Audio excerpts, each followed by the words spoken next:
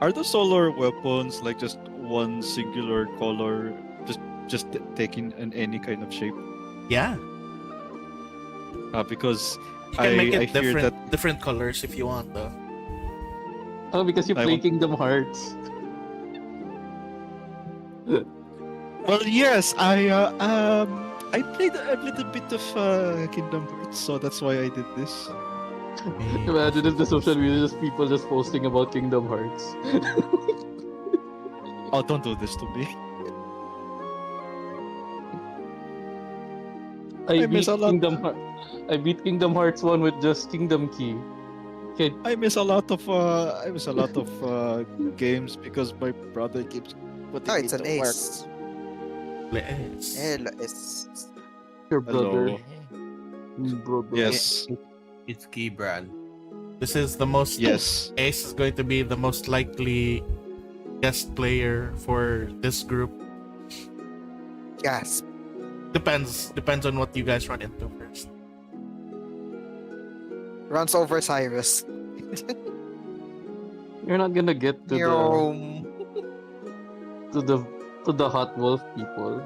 Am I part of the Hot Wolf people? Yes, you live in the Hot Wolf People Monastery. In the hut to Yay. take over the. Time to take over the monastery. Good luck. Then they say you're not hot enough. No. That is our goal.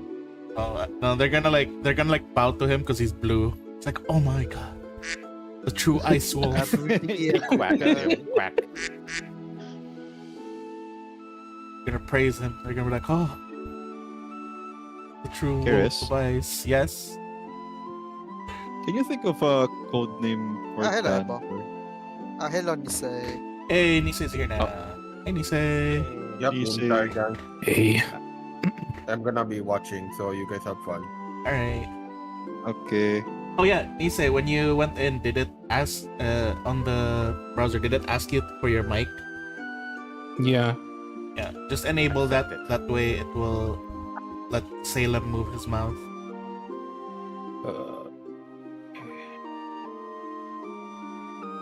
I think you just need to do this. Then try speaking now if it's enabled. Is it? No, I think I allowed it now. Actually, don't know. Let me double Let's check. just reload the page and see.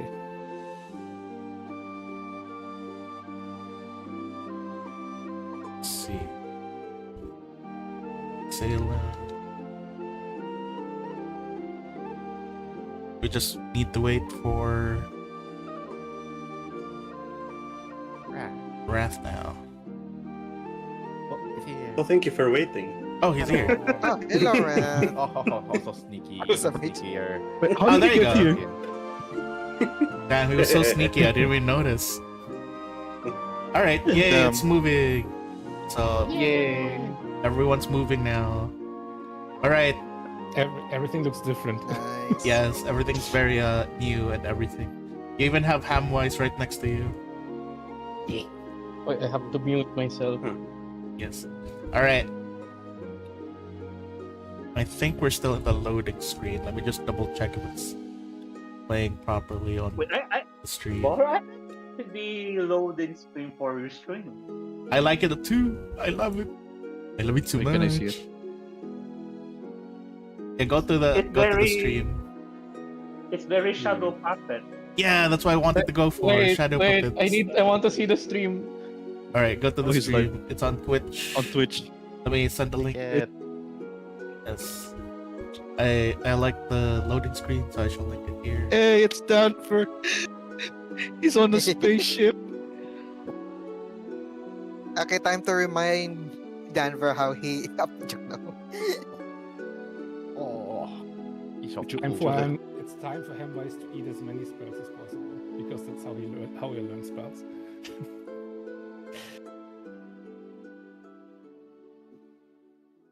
Dead man walking. Dead man walking. What? I also like how Salem just reaching for the book, jumping up. Yeah. Yes.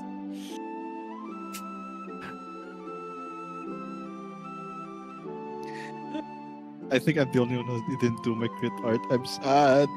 Don't worry, don't worry. There's no battles or anything yet for this because this is mainly just a session 0. We're just getting things to start it. Now I'm like thinking, do I read the whole excerpt again or do I just play the video on stream? You know what? We'll play the video on Play the stream. video. Play the video. All right, Yes. let me put the video in. Oh wait, what video? It is Oh, yeah, screen you- resolution, yeah. You haven't seen the video? Stuff is overlapping. I haven't seen the video yet. All right, I shall go ahead and like just keep watching the stream, Ebo. You shall see Yep, the video there. I'm watching right now. Okay, let me look for the fucking video. Where did I save that video? Oh, here it is. Okay. Let me try my Zephyros voice. Marcus, I'm Zephyros. Wait, what are you doing here? Uh-huh. I'm just chilling, and I'm curious about the story. I'm actually intrigued. All right, we're gonna load into the thing now. Ooh. I saw the What the- They setup of say who is playing, an and I was like, adventure wait, that's begins nearly the with same a team single as step. The season of But ghosts. never do they tell you the Oh, road Yes. continues on, Oh shit! just as you thought you've reached the It's end. playing, but I can't hear it. Damn it. The mighty I can nature hear it on of stream. wanderlust, Okay. that relentless pull toward the horizon, the desire to reach places no one has gone to before, Oh my god. where no shadow has been cast. The thrilling, adrenaline-filled madness that fuels us. To explore worlds beyond the stars, or the feverish grandeur of snatching a new spell from a library of untold wonders. It is a hunger that drives us all to reach for what is beyond our grasp. But when does adventure truly end? Is it when the path narrows after a grand journey? When we breathe a sigh of relief and the cobblestones finally lead you back home? Is it when you raise your hand in glory, having reached the pillars of greatness and stood tall over adversity that dared to challenge your name? Or is it when the cruelty of the world finally chains you down? When circumstance snaps the quill and ends your story right there in the dust? No, my friends, adventure truly never ends. One's desire and wish to reach further, to see what comes beyond the next sun, cannot be challenged by mere consequence. Metal and stone may hold us down, and roads may lead to walls, but our soul presses onward. It is why we dream. It is why we press on. It is why we are wanderers. Hey, he said the thing. He said the thing. Did the thing. Oh my god. Alright, hello everyone. Oh, Welcome let him to know. the very first well, not really the first. This is the zeroth session Zero. for the others. We'll be starting off with this particular group called the Wanderers. I wonder why. I wonder why they called the Wanderers. One can only Yes, one guess. can only wander. Kill me now. All right. So anyhow, besides that, I do have a little bit more of a lore tidbit to share. But this in particular, this little bit of a pre-story is only for the Wanderers, specifically for them. I'd like to basically have everyone just picture this place. In the boreal landscape opposing the crown of the world, the mountain range known to be the broadest in Golarion runs along the entire west coast of Chansha. These mountains are called the Wall of Heaven, for their steepness makes it impossible to traverse for those without the will and strength to ordain such a task. It is said that the Wall of Heaven itself is the pathway many pilgrims would take to reach Elysium itself. By reaching the peak of Himcho, the mother of the world and the highest point in all of Golarion. The icy vestiges of these mountains continue to cover many secrets unknown to mortals. As denizens of the realm of dreams, and the very kami themselves protect it from those unfit to be on sacred ground. Many people often attempt to tread this dangerous path, not for its secrets, but for the shortest route in traversing to the lands of Thessilion from Chansha. Yet only a handful have ever succeeded. Oh, okay. So that's just a little bit of lore tidbit for this particular group. Now, we have here a very, very fun looking cast.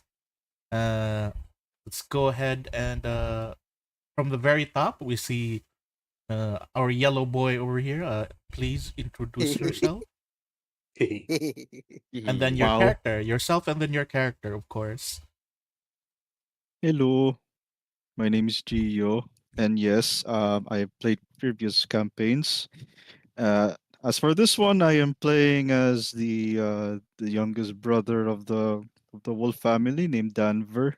He's a very starry boy. Yes, and he will have a lot of surprise in the coming future. All right. Yeah. Next up, our blue friend here. Yo, name's Siegfried. I'm playing as Durkin, the second eldest of among all of my kobolds that I made. And Aha. he's just being a chaotic gremlin. Again, I kind of missed him. And next up, we have this friend-looking person here. Friend. Gee, I wonder who that could be. Uh, so, hello everyone. I'm Wrath. For avid viewers of the stream, I've previously played as Kazuki in Seasons of Ghosts, and a particularly gambling-addicted kobold in New Bloods. But for this particular tale, I will be playing as Graal Greyfriar, a humble adventurer and devotee of adventure. Ooh. Fancy. And next up, we have this very interesting duo. Yeah, well, yeah, I'm Nisei. Last time I played in Seasons Ghosts as well, Amoxon. This time I'm trying something new and play this little quirky kind of cat trying to fulfill some wishes from his past. And the pig says oink. The pig's like, "Oink." the pig says nothing because he doesn't like anyone besides me. So Oh, Aww. Wow. that's sadly the thing of the patronage shoes. All That's right. the passive. Next up is, last but not the least, this very imposing looking person here through a magnifying glass. All right. He's tiny. Yes. Hello, I'm Monchi. I've been playing with Bor in his many games. I'll be playing the character, this little itty bitty, imposing, and probably the oldest character amongst the group, Worm. Aha. Nice, nice. Reasons will be told later on in the story. He's low. All right, we shall increase Monchi's volume. I've increased his no. volume. Oh my god. Hands him the megaphone. There you go. He now has the megaphone. All right. So, since this is session 0, this is more of a getting used to the whole idea storyline. This whole adventure is going to be. I'm just telling you guys ahead of time. This whole adventure is definitely gonna be more survival based, at least until you guys probably will reach, your first town or whatever. As yes, you are going to be in the frozen tundras way up north, so subsisting and stuff is going to be important, and yeah, working together and such. So, before that, I'd like to basically have a little one-on-one with everyone. I'm going to basically, how do you say this? Ask a few questions, and of course, we're going to have a little one-on-one RP, or like just getting to know your character to let you get into your character and whatnot. We just like do a run right here. So we shall do. I'm not gonna do it top to bottom because I feel bad for Danver if I keep picking him first. So God damn it. so we shall do initiative rolls. Oh no. Please Oh, roll no. for It's like last initiative. time where I was always the last. And All then, right, and then suddenly I'm on the top. I hate this role. all right. The fates have ordained it if that's the case. We shall go again for initiative Oh. rolls, please. All Go right ahead. then. Wait, Rolling. Masho. Oh wait, wrong character. Wrong character. Oh, could we be starting What with are these Salem? Oh, rolls? Danver's getting Hey, first. Denver. Oh, could it be Danver? Could it be Danver? It might be Danver. Holy shit! I think we're almost practically in the same order. Let's see, Worm. Will Worm take Why am I the? 3? Why is there 3? You got 3. No, why Uh, I roll 16. 1d20? Oh, he just rolled You're- he rolled a You perception. rolled a check. perception check. Oh, that's a perception I check. miss last. Click the one. Roll that's, in. Go to the combat Oh. screen. Go to the combat screen and click the dice there. Combat screen. Also, let's play some music. It's a bit lonely. Under it got hold on. encounters. Yeah, hold on. You get covered by the. Oh no, it's on the uh, right. I know. right. I'm saying that it's covered by the action. Oh, left click on the Thing. action thing, on the icon of the action thing, and drag it away. You can drag it. You should be able to drag it. Oh, hold left click on it, then drag it. Yeah. Is it working? Yeah. No. I can just put it down. There you go. All right. Now click the. Whee! Okay, then. What are the odds? We are literally almost, other than Graal and Salem, who got switched. It's literally the same thing. So, okay, Danver, we're going first with you.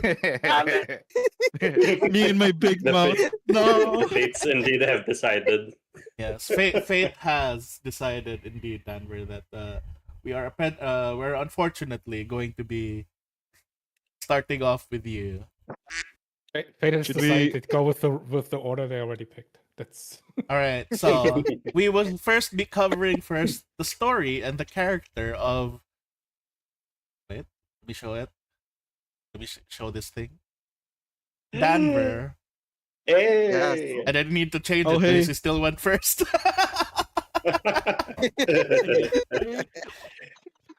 He's even on the stream thumbnail, actually. So actually, since he's gonna be the focus of his attention, I'm gonna move this real quick. Oh. Let's move Danver here to the middle. Let's make him extra large. it's getting teleported. There we Oh go. no. There we go. Oh, He's there you in the go. middle of the screen. Oh. Oh. Oh, that's cool. Lark. All right. Wait a minute. What is? Yeah, that is correct. I just wanted to make sure. Okay, so Gio, you're playing Danver. You said that he is the youngest in this group of spacefaring wolves.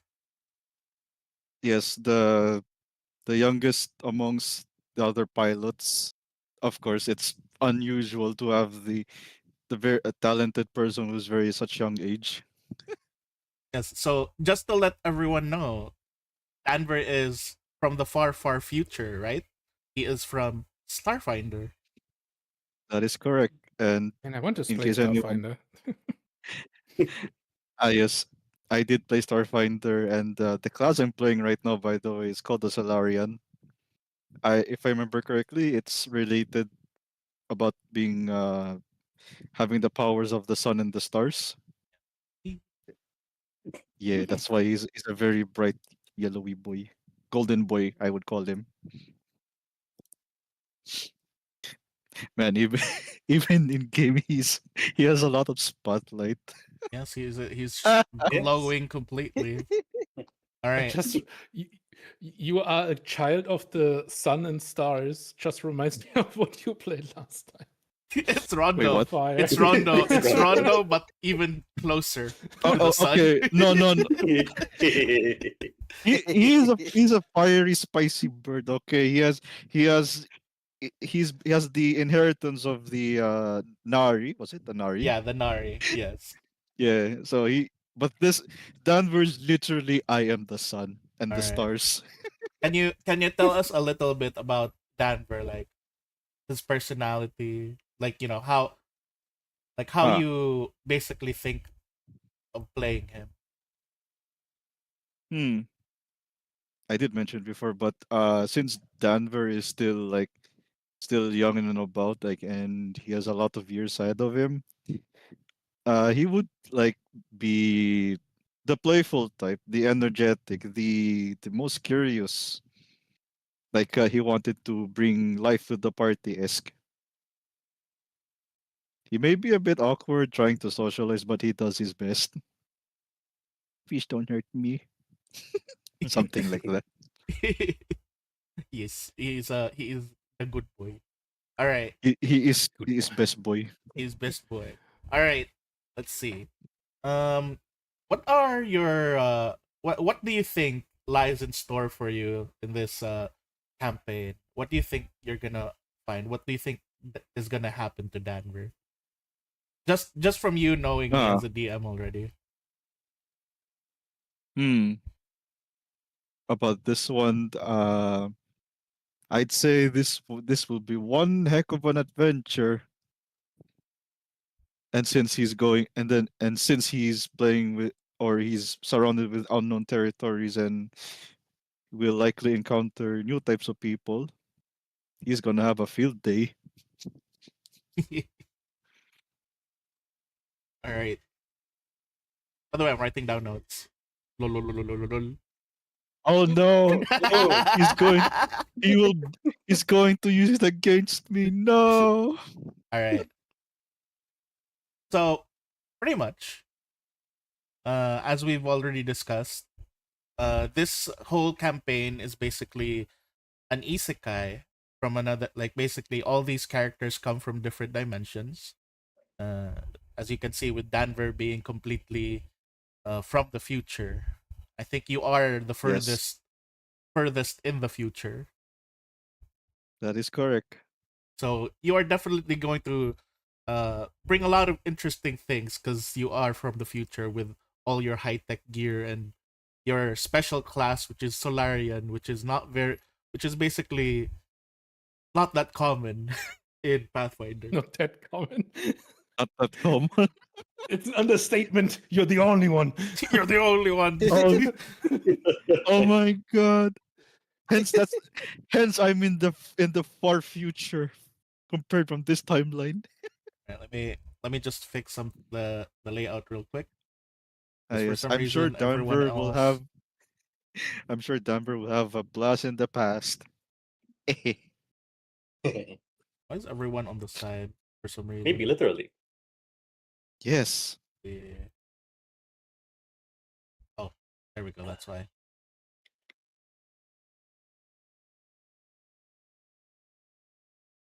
Whoa, there we go. All right. How about we Yeah. just to get Danver into character? You already know what's gonna happen.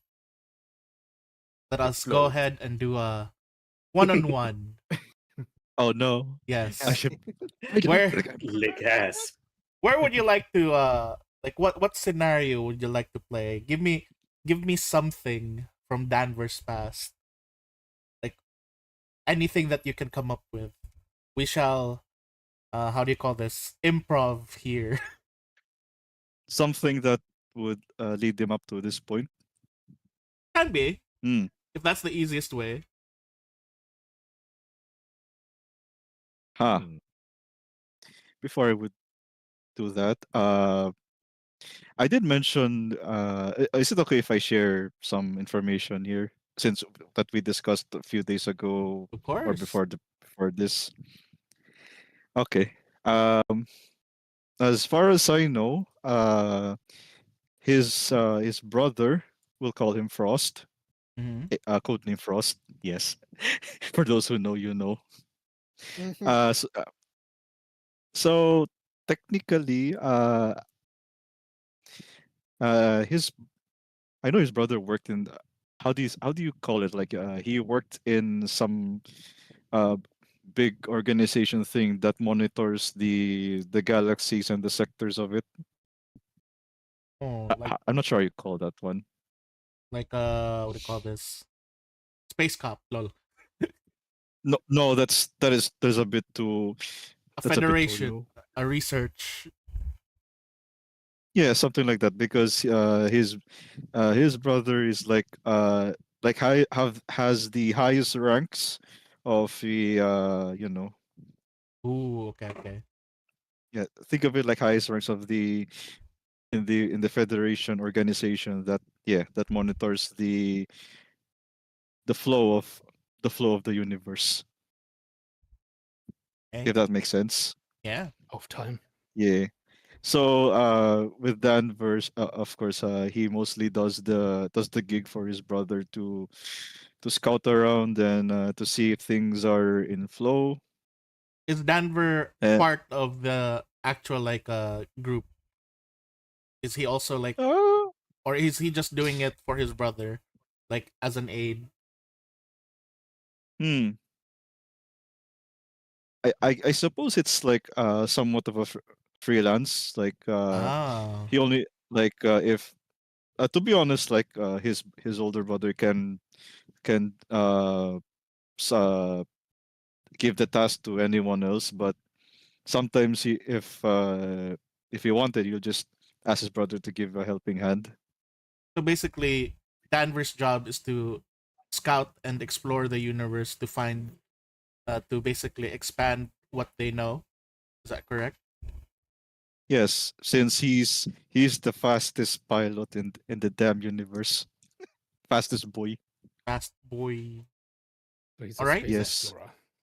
yes, So how about we spacefarer. do a little RP of, let's say, not your brother in particular, but maybe someone someone that basically knows your brother and knows you, basically knows your family and is also a Solarian. So he's just basically helping you get used to Ooh, your Solarian abilities.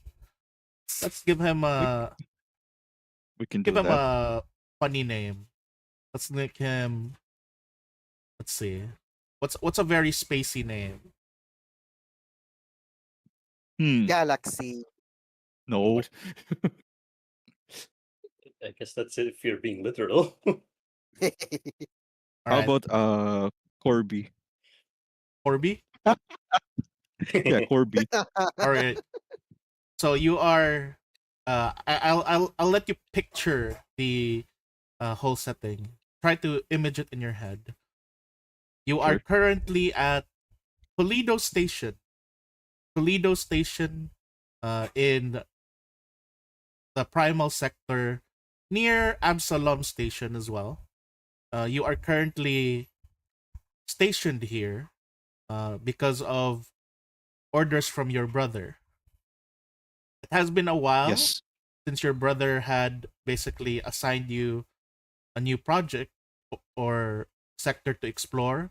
However, because of what your brother heard that your Solarian powers have been growing, he made you go here to Toledo Station to basically um, get instructions and get a bit of training from a well-known Solarian, Oh, which is Commander. What's the name again? Corby. Commander Corby. Yes, Commander Corby. Commander Corby, who is also another Vlaka, similar to you. However, Oh, unlike you, who is blessed with both hearing and sight, this particular Vlaka had been born without sight from the very beginning. So he's blind, yet through the power of through his Solarian powers, he is able to tell uh basically pretty much everything that's happening around him. You have landed your ship in the dock of this Toledo station, and you see this old Vlaka approaching. Clack, clack, clack. Ah, you must be Denver, correct? yes, sir. It it is me. I can sense this solar energy welling up inside of you. It is Ah, quite similar to that of your brothers, yet not so similar, as you seem to radiate with more light than I can pretty much understand. really? But most say I am. Most say my solar powers have yet to be developed. Not many understand the true essence of what a Solarian is, yet you, boy, I sense potential. Now, you should properly get off your vehicle and come with me to the training lounge. Uh, it would be best that we conduct this training in a proper environment rather than mistakenly destroy a few ships or so. Hmm. Okie dokie. Let me just secure this real quick. He does that, and then make sure he locks up his starship and hops off to join with Commander. Just hear like toot toot. He locks the door. Ah, Huh. all right. Follow me.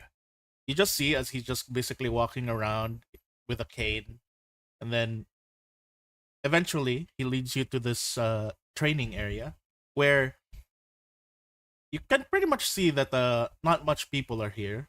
When you're walking around this entire station, you can kind of see that this whole area is somewhat semi-deserted. You can only see like one or two people passing by every now and then. Oh. So, Huh. boy, is this your first time at Toledo Station? Hmm. I believe so. I mean, I've seen it like several times, but I haven't actually set foot in here. I see. See. As you can see, there's not much people here in Toledo Station, as we are the forefront of pretty much an unknown galaxy past beyond this. Oh. Not many come here, as this entire station tends to be battered by debris and such. Yet, this debris makes for quite some fortifying resources. Now, Danver, show me your light. He says Uh. basically as he's telling you to show your solar weapons. Oh. Hmm. Hold on. Let me see if I can do it. Will this like come? Hmm. Maybe he would find find it a bit struggling, but he did manifest a solar energy. In what form did you manifest your solar weaponry? At first, he would think of a basic shape of a weapon. Let's say like a the old-fashioned saber, Just one saber? and he would also do another. That he would and then he would try to swing them like Star Wars style. Yung yung yung. It's like impressive. For one such as you to be able to create create Solarian weapons in both hands means you have quite control and stability over Solarian energy. Ah, Now, I'd like you to try and hit me with your weapons. wait. Are you for real? Yes. I'll be standing right over here. He walks back 5 feet. Uh, all right. No holding back, I guess. Show me what you've done. Then oh boy, I'm actually nervous. uh we can see like Danver doing the stance before he would go go up and running, charging to the commander, and he will attempt to swing both of his Solarian weapons at him. Go ahead. You may roll your attack Wait. with your solar flare. Flare. Oh wait, did I have to create a weapon first? Oh yeah, go ahead. Create your solar weapon. How do I do that again? It's been a while. It is this one here. Activation. Oh wait, that's the spark blade. It's this one, the spark blade, I believe. No, that's like a backup weapon for him. I believe it is the one that says solar manifestation. Solar nimbus. There we go. Solar weapon. There we go. Under solar weapon, what weapon do you want again? I think it's what you call it. Wait, where do you see the option? It's under your feats. There's FX solar weapon. Unfortunately, I have to manually do it. This should be an activation lol, but I think I can just give it to you. There we go. Solar weapon. Slashing, piercing. Let's go slashing. Slashing. Then is twin weapons. Yes. Trait is agile. Weapon group is sword, right? Yep. There you go. So you now have your solar weapon. It should be there now. There we go. Solar weapon now appeared. Amazing. Wasn't there like another one, or You can do another one, but technically this is the same for you because you're just doing dual sword. All right, so I will roll with this one. Yep. Okay. Should I turn on weapon potency or not? That's up to you. All right, you know what? Let's keep it on then. You swing at the old commander, but you immediately notice as he suddenly just kind of like becomes engulfed in what seems to be purple aura. You feel as if your hand is slightly diverted inwards, causing you to miss and instead hit the ground. I see that you have quite some control over your photon powers, seeing as you are emanating the light of your own aura. Yet, would seem that you have yet to make use of the concept of gravity. Are you able Uh, to shift your attunement from photon to graviton? Let me give you a shot. Let's see here. It's just under Ah, stellar here's a. attunement. Yeah, you can choose graviton. Is it Attune? Was it? Yep. You just switch here Yeah. to graviton, and as you basically switch to graviton, your weapon suddenly Oh. just turns blue instead. Oh. Your solar swords as well turn blue. Pretty much, you feel there is a different, like a sort of heaviness to your swings now. Not fast, but heavy. When it's Graviton, right? Yep. Huh. Shall I swing it again? Give it a try.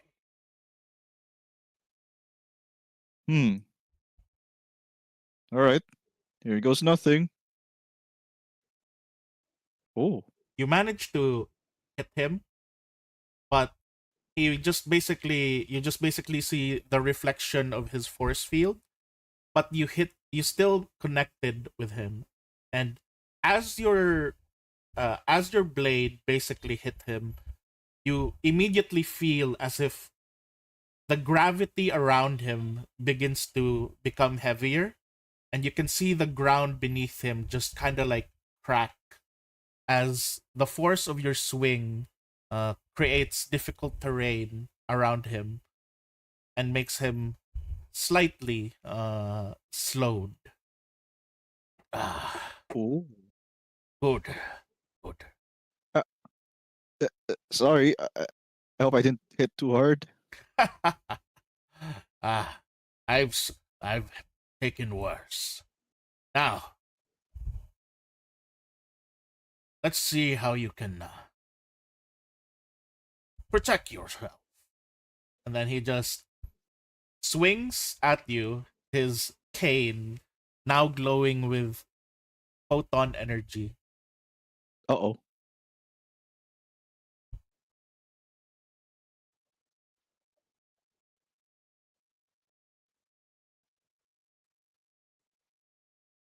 Oh. He misses. And Was then it Awkward. yeah, he was it because he got the graviton Yeah. gravity pull? the gravity is Oh just dear. like pushing him down, and so it's like seems rather stronger than usual. I guess I have to put a bit of extra weight to it. He basically then switches over, and you see him activate a potency crystal. And he tries one more time.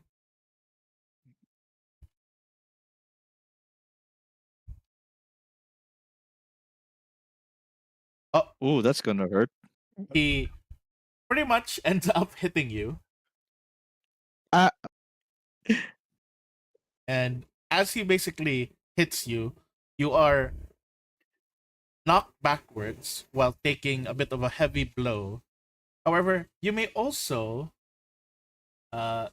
you do have a reaction, which is, I just like the name of this, guilt trip. Oh, this one. See damage you with a melee strike.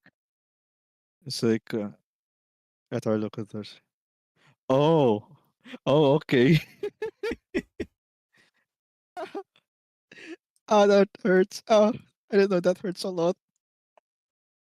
Oh, Mister. sorry, I didn't mean to.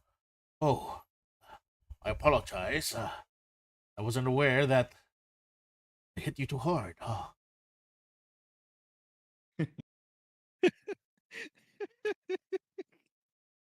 Oh my gosh. Puppy eyes. Actually, Gives you the good old puppy dog eyes. and then that would be like, wow, I can't believe it actually worked. This one did. Papu. SMH. All right. And then after that, he just like tries to like pull back a bit. It's like anyhow, let's continue. As he basically moves back to his spot, you suddenly hear your phone basically ringing. Oh. Uh, oh, sorry. I got a phone call. Can we pause real quick? Of course. And then Denver steps to the side and answers the phone. Yeah, hello. You hear the voice of your older brother. So Can I give you an image? Yeah, go ahead. Can I give give me you an an image. for you to Show on play the screen. character? All right, give me an image. So I'll send it in the voice chat. Table Right. 1.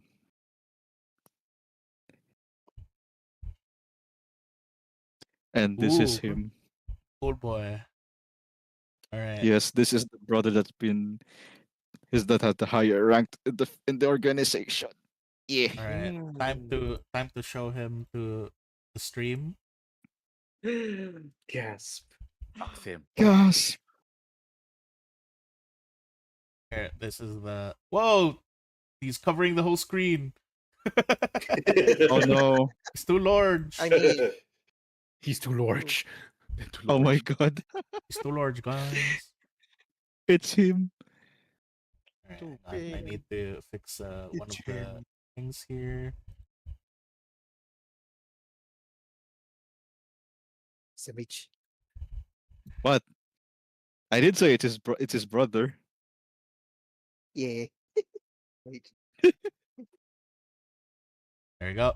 So you suddenly just hear, although a bit choppy, Danver, come in. Danver. Yes? Hello? Can you hear me? Ah, I see. You're Uh, currently in Oh no, maybe the Toledo signal's weak. Station, correct? Hold on, yes, I'm here in Toledo Station. Is something the matter? We've heard reports of a Oh, rather no. peculiar wormhole. We've Wormhole? sent a few of our drones to check, but I need you dear. to basically go and investigate. Sure. Do I need to meet up the place? The closest rally point and station before The- the wormhole is Uh, over at oh no. Mactan. Over at Mactan Station. Oh, okay, got you. Please head is- there and rendezvous with for your wi- ship. And With who? good luck. That's all you were able to pick up, and then it just like breaks off. Oh, come on. Why must this place have low signal? And then Oh, you have dial. Unfortunately, we're on the edge of the galaxy here, so you can see that's why the signal's rather low. I'm actually quite Yeah. surprised that you were able to pick up the signal. And now, Well, I suppose we'll have to I'm- put your training on hold, as you seem to have head to Mactan Station, correct? as far as I heard, yes, my brother seems to have a reading about some wormhole somewhere in that sector. He seems very concerned. Like, well, it's the first time. It's like it's rare to see him like that. Oh, Uh, Well, he doesn't usually call me when there's some sort of mission, but this one seems more serious than ever. Well, Uh, Sorry, Commander, if I have to cut this short. just just go ahead and make sure that you come back safely. You've yet to finish your training, and I'm a bit worried in the circumstance, but knowing your brother, he's rather quite thorough, so I'm pretty sure that might be just a safe thing. At least Uh, safe for the fastest pilot in the system. Wait, you heard about it? I have not heard about it, considering your brother, despite his rather cold nature, seems to have a bit of a bit of pride in that. I can't really say. Well, knowing him, he barely shows any emotions, but if he's, well, if he's like that, then it's pretty cool. What greater pride is there than trusting you with such a difficult mission? That is true. But yeah. Uh before I would leave, can I ask you something? Of course. Well, since you're the commander of the Solarians, have you, well, encountered one of my brothers that used to train in your ranks? Hmm. He's Yes. well, he's the one with the fiery red hair, a bit of a bulky build, but Hmm. I'm not sure if you. I have heard of such a fellow, though I don't believe he was under my platoon or under my training. Oh, that's okay. Just wondering if he was trained under you. It's been a while I've heard from him though, knowing that he's taken a job of being being the Star Truckers. A trucker. That's interesting, considering your family's other main occupations. That seems to be the most non. How do you say this? Non in. You know what? Not as He's a free person to live his own life. I suppose that's true. I mean, he does love the job, though it's been a while I've heard from him. Why not get in touch I with mean, him? Or can you not even call him? Ah, wait. Speaking of well, which, shouldn't you be heading post haste? up. I mean, don't worry. I mean, as you said, I'm the fastest pilot ever been in the entire galaxy. Well, you better get back here fast so we can finish your training. Yes, sir, Commander, sir. Well, I shall excuse myself. I'll see you next time. Good luck then, Danver. Then, yeah. Then Danver makes haste and starts up his starship, and then he just zoomed to the destination. All right. And pretty much, I will narrate this part. Danver had reached Mactan Station where he parked for a bit. Eventually, as while he was waiting for the so-called rendezvous, something regarding his ship. Unfortunately, his brother did not make it clear on what that was about. And Danver had run into a rather interesting fellow, a friend of his, who was talking about their favorite video game.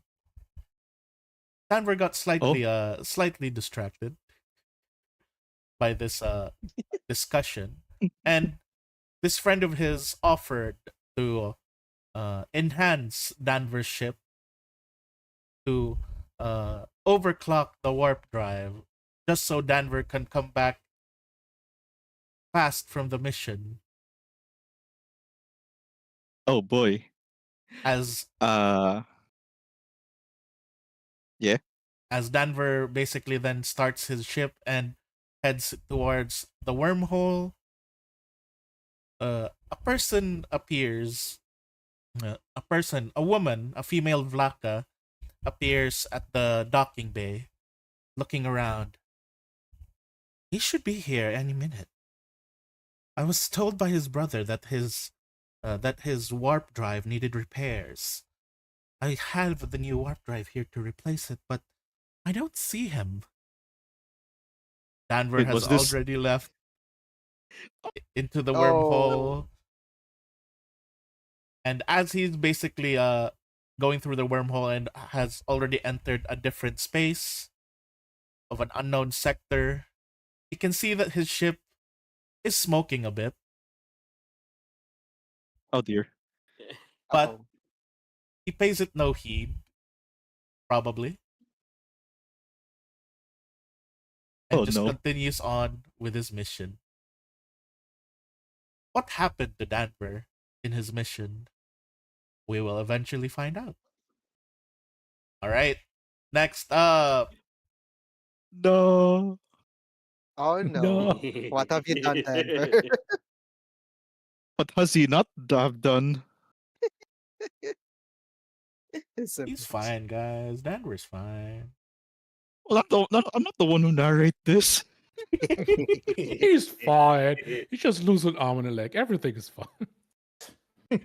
Alright, we We'll Uh, survive. and we're back over He was like- here. He was like, maybe I'm driving a little bit too fast for this machine. I might need to. Nah, let's full book it. Alright, next up in mix. the order is Durkin. Oh no. You will now go big with Durkin. I'm It is your finally big. turn. He's finally big, guys. It's Yay. his dream. Finally not small. Finally sit on people. Wow. Wow. Uh-huh. Alright. Wow. Let's load Durkin's image. There we go. Oh. Nice. No. Alright. So Durkin. Tell me a little bit about Durkin. Well, who is Durkin? Well, Durkin is pretty much the second born out of the 7 Kobold brothers. And Seven? he's pretty The seven dwarves? yes. He's the 8th The brother eighth there. dwarf. Yeah, Oh, may the extra pa. I mean, but yes, he's basically the gremlin of out of all of them. He thinks everything is a joke and just likes to make things funny as he can. So he's a prankster. Uh, it's a prankster, yeah. And he dear. easily gets bored. I guess he also likes to run around, do stuff. Just for the pranks. And he likes to punch things.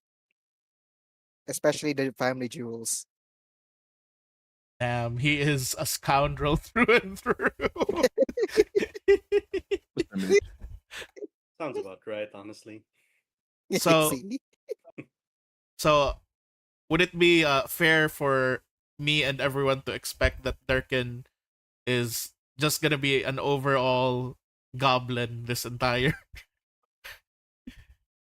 I mean, Sounds maybe about right. around 80%. Nah. It's going to 80% be is just as 99.9%. close as 100%. No, it's 99.9%. I guarantee that. 101%. That's over guaranteed. So if I remember, Durkin is a character of yours that is from a story that has already been finished. Is that correct? Yep, from the Icewind Dale campaign, my fellow party members are Geo and Wrath over here. Ah. Yes. So- Hello. Yes. Hello again. So since your story is finished, that means the point wherein you got isekai'd is basically when the story got finished. So as we can see here in the image that we did, with this, you were basically, as you basically told me, that you were kind of like already headed back home from your long journey Yeah, with your yeah. with your elf companion, your priest companion, and your uh Mhm. dwarf companion, How dare Raren. you? Mhm. How dare Wow. you? It's a mate. But yes, How dare you you? were already headed home. So why, like, during that whole thing, Mhm. why did he head home? Why is he heading home? Like, Oh, it's has he always been because a family person, close to family? yeah, despite him being a gremlin, pretty much yes, they all made a vow before they all got separated that they'll come back to their home to rebuild their warren or the clan after it been destroyed. Oh, so there was an actual purpose behind the journey and a purpose to return home to rebuild everything. Yep. I thought the reason why because he got Raph's character in trouble. I Points at the see. dead man walking. Not really. He Mhm. is the mayor of Cardeneval, so Who's the he mayor? Uh, Durkin's the mayor? no, Raph, uh, Okay, Rodin. yeah, I was worried. my I was worried that character. Durkin was the mayor. All right. I don't know. Rodin would make sure that he would not be in any position of power because he knows. Yes, 2 days in power, Durkin the does not economy want has to been be in destroyed. there. Yes, by three kobolds in a trench coat. Would you say that Durkin is a known troublemaker in multiple regions or places? Is he like a Well, kind to be seen on wanted posters? not really Would on would wanted posters, would but guards then just look at again, him and like they immediately see 3 stars above him? no, how dare you? I Police sirens maybe wailing in not. the distance. What How what dare in the you? GTA is going on here? I mean, he did run away from a sultan because the sultan thought that his wife is cheating on him because the wife is interested in a kobold. That was a misunderstanding. I see. I He's not even see. interested in women. So he is a goblin. He has caused trouble, and he is somewhat wanted. How dare So Wow. basically, just another one of your characters. How dare you? What do you mean? The What do you mean just shade. Scoundrel. another one? I don't always play as scoundrels. How dare you? Yeah, But yeah. right. All right. So let's see. Since this is just since the story here is Durkin already heading home, what do you think we can play out? What do you think we can play out for you to just get into the headspace of Durkin? What do you think we can do? Well, I guess it can be just like Danvers where or Geos where it's the time before he gets Isekai. Hmm. It probably I'm not sure if it would be the same time when he already said goodbye to Rodin and Kahal. Annoyingly, rather, saying goodbye to them. From other Kahal, yes, other Kahal. Yes, The other Kahal. the non Spanish Kahal. Yes, Kahal Kejun. All Yes, right. Kahal Kajun. So you basically had already split basically the part where you split ways with your party. Is that correct? Yeah, after a month of just doing basic work, he's getting bored. Yeah. He's headed home. Yes. What was this basic work that Durkin was doing before he was heading home? Oh, you know, spying, So being a scoundrel and getting being wanted information. again. So causing trouble, I I see. Damn mean, it. Damn I it. mean, he's working for Kahal and Rodin as the spy. Also, and still something that can Uh-huh. be wanted and be hunted for, But officially, but officially, Yes, it's official. I see. So you know what? This can still play out. How dare you? All right, we can play this out as you do your last bit of a job before heading out. You, let's say, you were still investigating a different town, just kind of like trying to see things. And as you basically escape, let's say, this city hall that you were looking through, you hear the ringing of the alarm bell, and you just hear some documents have been stolen. Ah, blast it! Who came in? Someone came in here and took the documents. What are you exactly doing right now throughout this chaos? Are you just hiding somewhere? What is happening? I'm tempted to be the one who actually took the documents, but no. He'd probably be hiding around in the shadows, also just keeping an ear out for any trouble. All right, roll stealth. Okay. Stealth.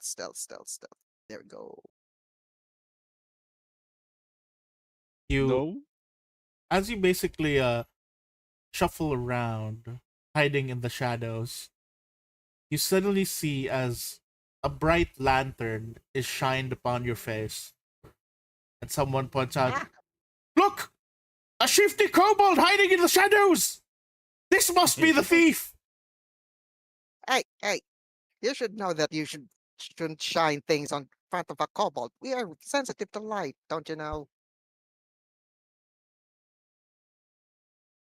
You see, as you basically saying that, they're just like slowly like approaching you. Apprehend him. He's probably got the thing. Give back the documents you stole, kobold. Well, I don't have your documents. Well, you know what they always say. You gotta keep one jump. I guess he'll try to pull down the pants of the guy just All to right, get away. that He'll would do be a dirty trick. yeah, that would be a thievery, correct? Yes. Can I use my thieves toolkit for it? How are you using a thieves toolkit to? You know what? Go for it. What do you mean? Go for Are you it. trying to lock pick the belt? He's Yes. lockpicking the belt. You basically use your thieves toolkit to just kind of like help you snag like one of the lock picks snags the belt of the guardsman that was like shining his lantern at you, and as his pants fall, he drops the lamp, and he's just like, "Oh, my pants! It's undone!" And He starts running away. yes, the lantern just basically like breaks, and so the light is off, and you begin to run away. You just continue to hear the sound of the alarm bell in town as you are now beginning to run. Where exactly are you running towards? Hmm. If I was a thief trying to get the documents, where would I go? You see, in this particular small town, there is not much different places. There is just the typical, the typical city hall, the typical houses, some shops, and of course, typical chapel. Hmm. Shops, a chapel. Maybe the chapel. I think maybe the thief will go there thinking that nobody will try to look for him. But first, can I use my disguise kit? Oh, wait, do I have it? We can Oh assume no, because my this is disguise kit. we can assume because this is still before. So you may roll your deception with a Okay, +2 from your deception. disguise kit. +2. Yeah, You you can tell me what you disguise as. Go ahead. he will disguise himself as a beggar.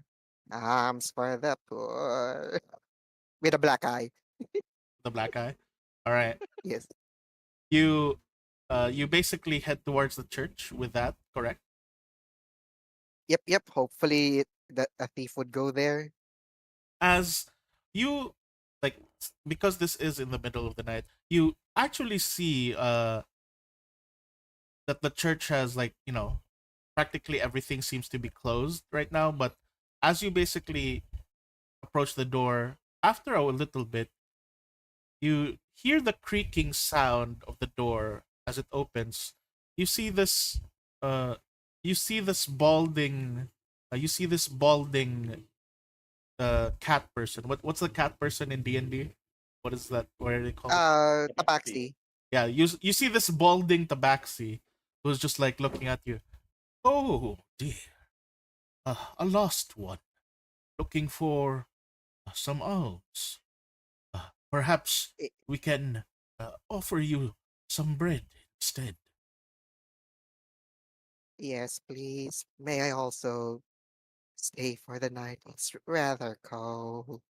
Um, for the night. Uh, you see him looking around. Of of course, you can, you can. Uh, please, right this way. And he just begins to escort you into at least towards the mess hall and the kitchen, where he uh gives you some meager food, some soup, and some and a baked potato. He will slowly eat it and by can you also try to while acting is just looking around to see if any signs of the thief or if the You tabaxi may is roll perception. receptionist. Eh. Oh,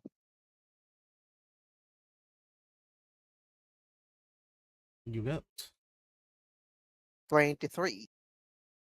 You you don't see any sign of the thief. The only thing that you kind of immediately notice that the shoes of the priest seems to be a bit wet. Hmm. Hmm. What are you doing? Joke na.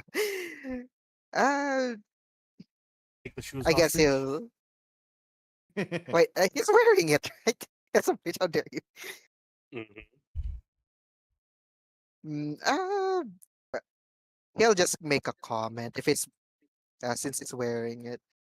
The cold is really making shoes wetter these days, aren't they? It, Uh, uh I I suppose. Well, it's not really. Uh, i- Truly, it has been quite rather colder than usual. But uh, I was basically just uh, yes, I was basically cleaning some of the stuff on the altars. You see. Uh, Please, uh, finish your meal. I do believe I have some more cleaning to finish. Uh, uh, just so that people will not be alarmed. Please, stay right here and just finish your meal. He says as he slowly walks out, like out the door, and just closes it behind him gently. oh, can I try to check if he was lying? Yeah, perception again. Because I also want to try something, which is this later. Damn. You got. 26. You can tell he's nervous about something, and his eyes are a little bit shifty. Yeah. Hmm. It's can I use this when his back is turned to sneakily try to pat his pockets? Maybe You he will can need hear. you will need to do stealth first, then thievery. Okay. So do your Stealth. stealth.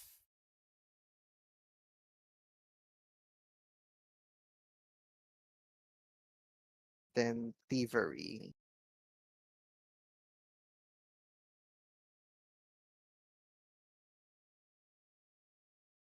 All right. Eh. You try to slowly reach out and grab something from the whatever you try to like put your hands into the priest's pocket and you try to grab something. However, he seemed to be in a hurry to leave the room. You you felt something in his pocket but did not manage to grab it. You just managed to pull your hand before he would notice, and he just then walked out of the room and closed the door behind him. Okay. He's very suspicious. I guess at this moment, Durkin would pretty much just try to stealthily follow him after a few seconds. So once again, stealth. You're stealthily following him. Yep. On. Where is it? There he is. Oh. You manage to open the door in the quietest way possible and manage to slowly track him from the shadows. You notice that he is making his way towards the altar, which he said he was cleaning. You see him shifting around, pulling out what seems to be a collection box for the church. You see him grab a key from his pocket, and then he unlocks this collection box, seemingly taking out all the money in there before putting in what seems to be a piece of paper, a bunch of papers rather, and slowly putting them into this donation box. Hmm. Okay, I'll wait for him and by chance can I use this on him? Just basically mark him. Okay, so you've marked him. As you continue to stealthily observe him, he just puts away all the money into a different bag and leaves it on top of the altar before grabbing grabbing the collection box and hiding it in his robe before he goes out on what seems to be the back door. Oh. Durkin will follow him and tries to find a chance to just pickpocket from him. Maybe wear a different disguise before doing that. Right, what would you like to disguise as this time? Uh, a fair maiden. All right, you may roll deception with -2. Okay. Well, shit. Oh, wait, no, deception. Deception with Minus. -2. Fair maiden with this face. I mean, he will add Oh. mangoes or whatever is big enough for the With this face. Mango. All right. Yes, lots of You makeup. you basically dress up as a fair maiden quotation mark and make your way basically following him, and you see him basically going out from the back area and heading towards a nearby forest. And just as he basically got into the forest, you managed to catch up to him uh, in the guise of the trees. Do you just come out as this fair maiden? Where is he looking? Where is he looking at? He's Oh looking wait, never mind. forward. He's just Well- kind of like lingering around this particular tree, just looking around. I was thinking that he'll be coming from at least one of his blind spots and just bump into him in a way like he's trying to run away, saying that he's being chased. All right. Uh, as you bump into him, he just like you basically see as he nearly drops this collection box, and he goes like, oh, and then he quickly scoops it and is now holding it to his chest before he turns around, and he's just like, who are you?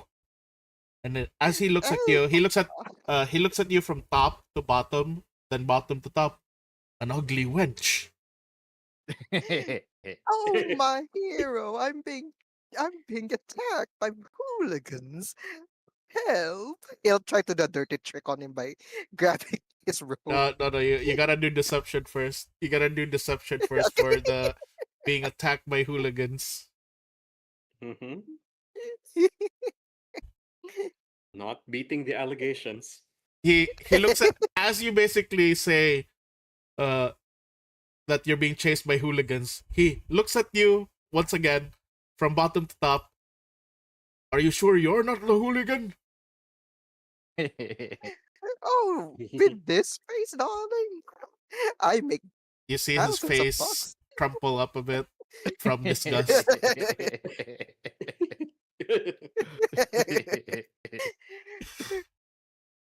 But my good sir, I'm the prettiest one of them all, and those hooligans are going to get me. Ah, Please help. sorry, I can't help you. Please, you shouldn't be here. You should probably head over to that town over there. I'm sure the guards there will help you with your problem. Oh, what's the world coming to? Not even a handsome man is going to help a You see his poor woman face like crunch up me. even more disgusted.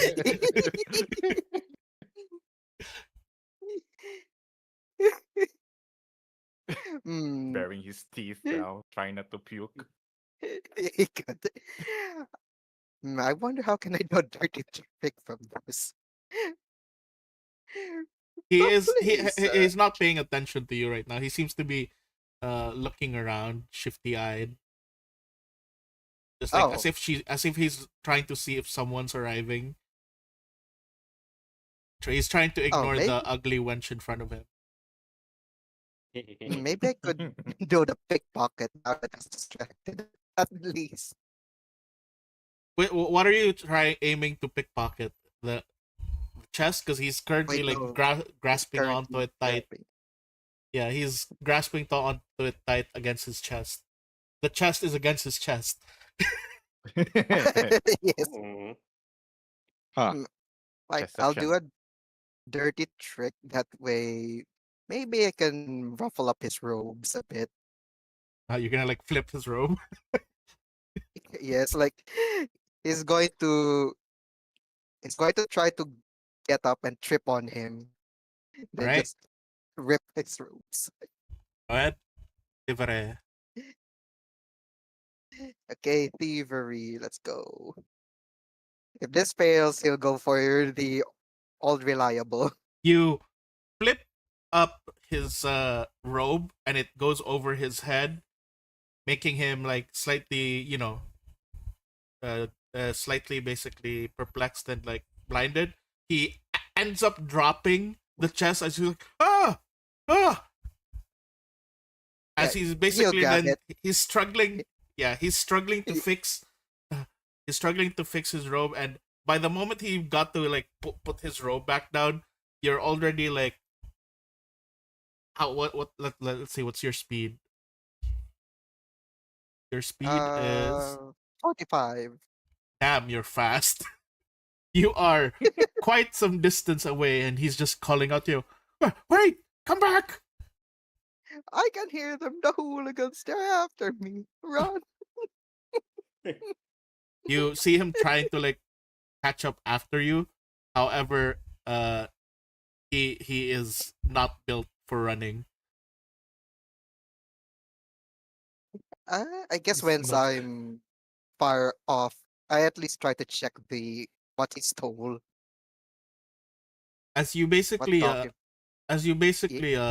ended up like looking through these documents, you immediately see that all of these documents seem to be how do you call this, logs and stuff, or like a list of debts that the people of the town owed to the mayor of this town. Hmm.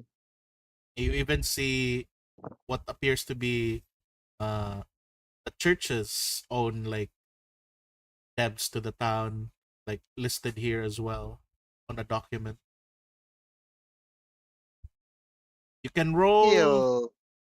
Yeah. society or anything similar to at least get an idea of what it is. Unless you have taxation lore, sure. Yes, Taxes. kobold lore. Taxation. But oh no, he's bad with this. Good luck, everybody else. You manage to remember a few things that your party member who was a mayor at least has Road. probably mentioned. Oh my god.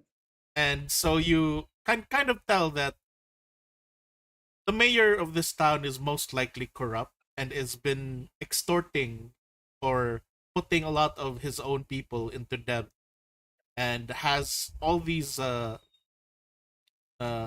files at least listing down how much everyone still owes him.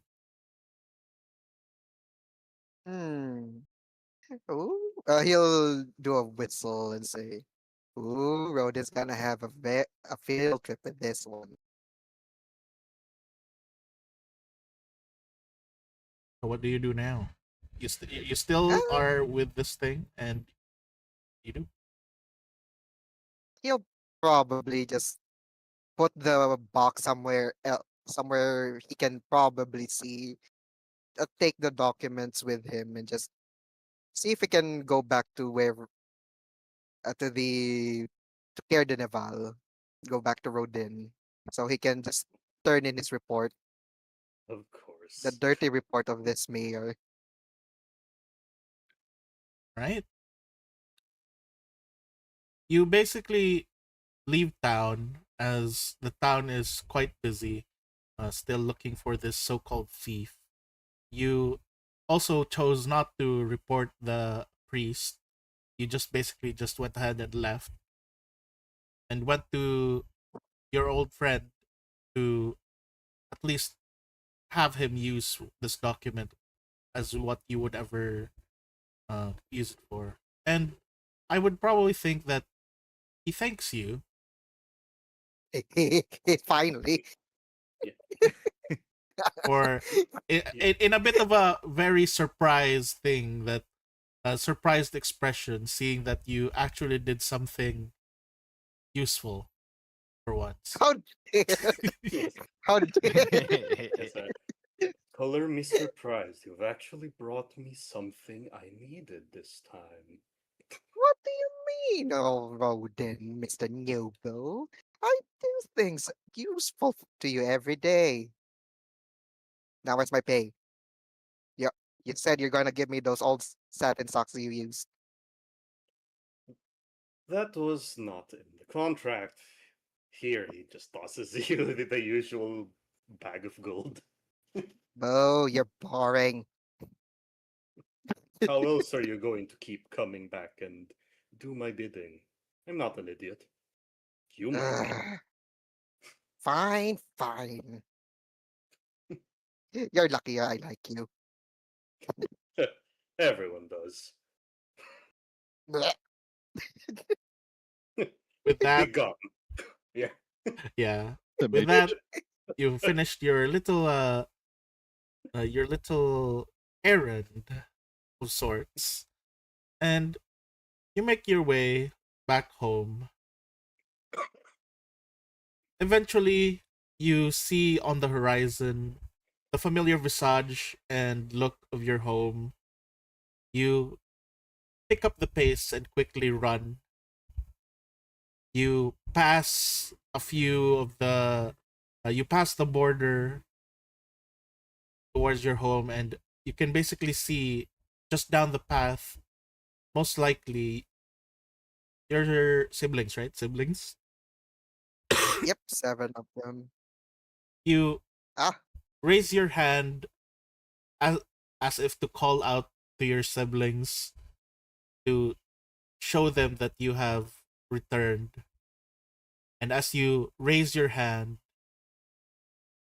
the story ends. Oh. Oh. it's a Make a new it's a character. no. How dare you? Make The a sto- character. The story ends and it continues in session 1. Yes. Hilarious. Damn. All right, let's Yeah. go There ahead. goes there goes their kid. Suddenly surprise Rodin appearance. Well, you did bring it to him. Suddenly a surprise. All right, next up is Salem. Let's shrink Durkin back to actual size. This small. Yung. Samish, you forgot the priest burb. JK. I'm surprised. I'm surprised he's you didn't bring it to probably- the actual priest. I mean, he's probably trying to run away from Ardestine. Yeah, no shit he does. That's why he ruined it. I'm still mad at you, Embo.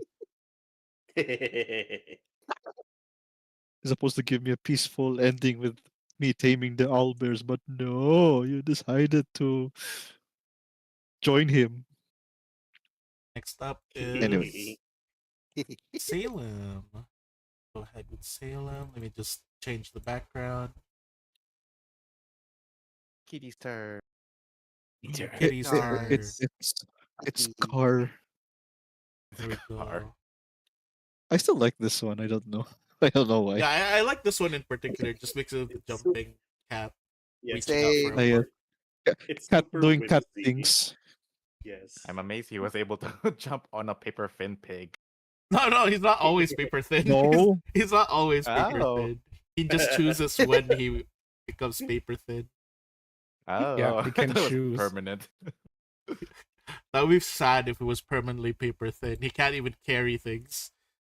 We can't Makes- see him half of I- the time. I just realized, like, did the book hit the pig? Yes. Oh. Yes, one of the Oh, books oh, hits the why pig. it That's became why there's flat. a bump. Oh no, Oh, no, oh, poor that's guy. sad. Oh. All right. So Salem, tell us a little bit about Salem, because I think Salem is one of the characters that I think we have pretty much more technically a fresh character. Mm-hmm. So what can you share us about Salem? Well, Salem is a cat from a healer from our world back in the time when witch hunts were happening. And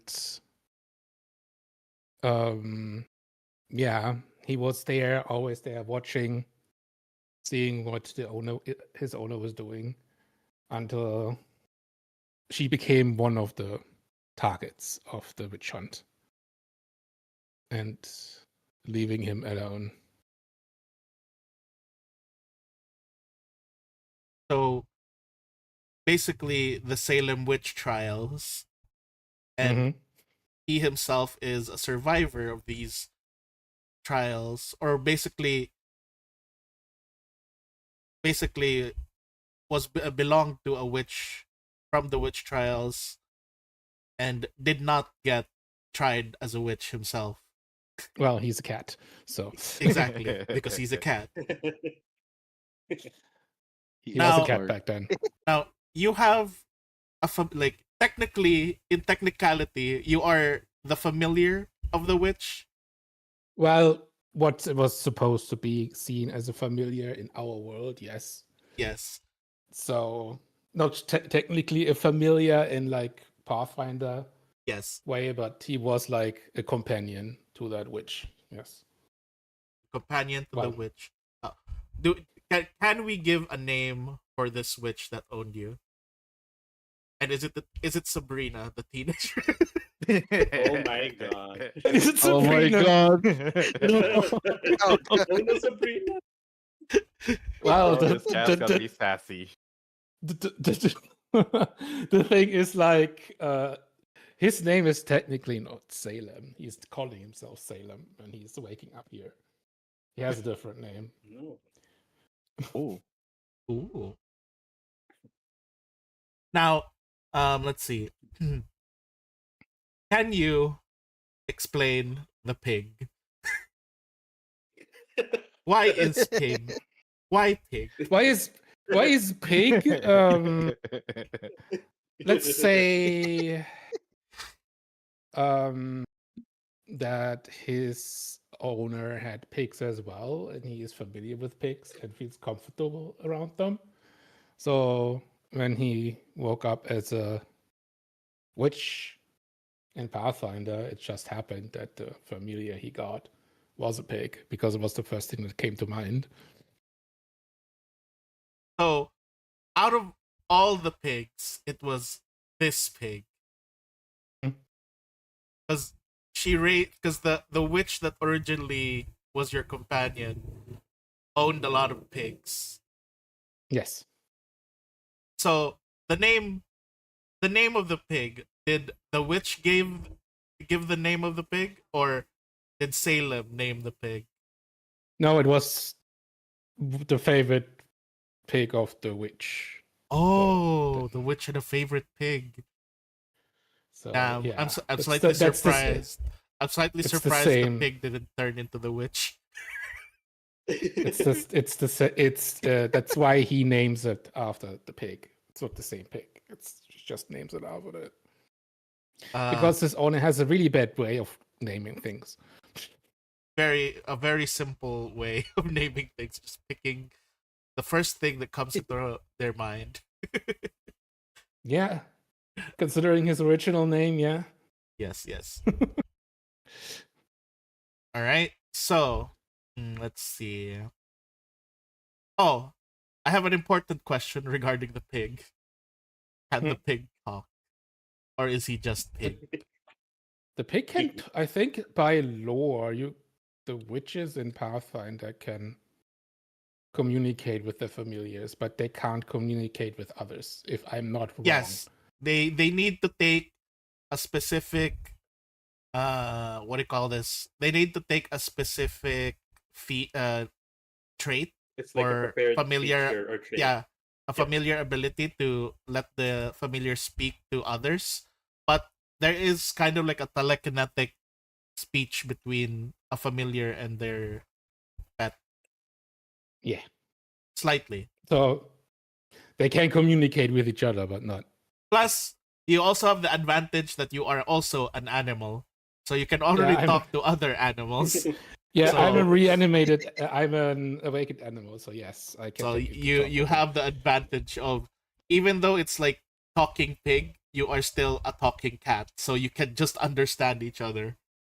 Yeah. It's not right. So not he's a just talking pig. so he's Yeah. just like talking with him in common, and he's just Yes. pointing back, and he's talking back like it's Yes. a normal conversation. So there would, I'm guessing there would be times where the other party members just hears you meowing and the pig oinking, and they can just basically assume that you guys are talking. Yeah, he will be doing a couple cat noises. Like, that's for sure. All He right. has the trait cackle after all. Wait, is your cackle just you choking on a hairball? Is that No, the cackle is the sound that cats make when they see bugs. The Oh yeah, Oh. yeah. Oh, he chittering. Yeah, the chittering. All right. Okay. So let's see. What kind of scenario would you like to play out with Salem and Hamwise? Is it just you guys perhaps journeying as you guys are still basically I would say this is before you got transported to Pathfinder, but just awakened as a witch. Well, that's a good question. Would you But say my that idea- you awakened as a witch after your witch died, or only after the isekai? Because if it's only if it's before the isekai, I know if it's only after the isekai, then we can do you're still an animal situation. Yeah, like I think it makes more sense that he becomes a witch after the isekai. The awakened part probably started already. That makes sense that the awakened part already started, but it's like not the same as like a Pathfinder, that the full awakened thing. I He's think- just a smarter captain. Yeah, so he's just like before he got his witch powers the moment he got isekai. However, before that, you guys Salem and Hamwise are just smart animals. Yeah. So I would say we can do a little scenario of you and Hamwise basically just surviving in the town or wilderness after your owner was burned at the stake. So Not to mention, if you read the description of the familiars of the DD I choose for the witch, yeah, it fits even more because they're haggard and ill-looking. yes. All right. So let's go ahead and do a little play then of just normal animals for now. Normal animals. That they like we'll talk in normal language, but you know it's technically they're meowing and oinking. I guess I shall play Hamwise then. So we are in this rather normal looking village, and perhaps imagine checks the date of the witch trials. Checks the year of the witch trials. Year of witch trials. Smell the smell of burning flesh in the air. 1693. We are all the way back in 1693. We smell we can smell in the air fresh burnt flesh, just kind of like rancidly emanating from the air. The sound of people you hear the sound of people slowly leaving, taking their wagons and carts away from this particular spot. You look up towards like as the people have already left and you are now left alone in this rather lonely area in the forest clearing. You look upon this rather mysterious, or not exactly mysterious, but this rather strange figure that is atop this burnt pyre. You could swear that it was your owner, yet it is too disfigured, too burnt, and too unrecognizable. You just see it there and just feel how are you feeling as you're looking upon this sad and rather terrible view?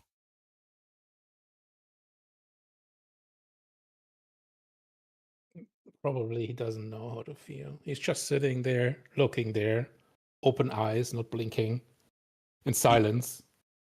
As you basically just look over there, you hear the sound of a wooden door just kind of like falling over with a creak, and you just hear the snorting sound of your owner's favorite pet pig as it's basically pushing itself forward, moving towards you and this pyre as it's snorting around, and it's just kind of like yapping about saying, food, food, food, cat, cat, where is food? Hungry, I'm hungry. Are we gonna be fed? Are we gonna be fed soon? Something smells delicious.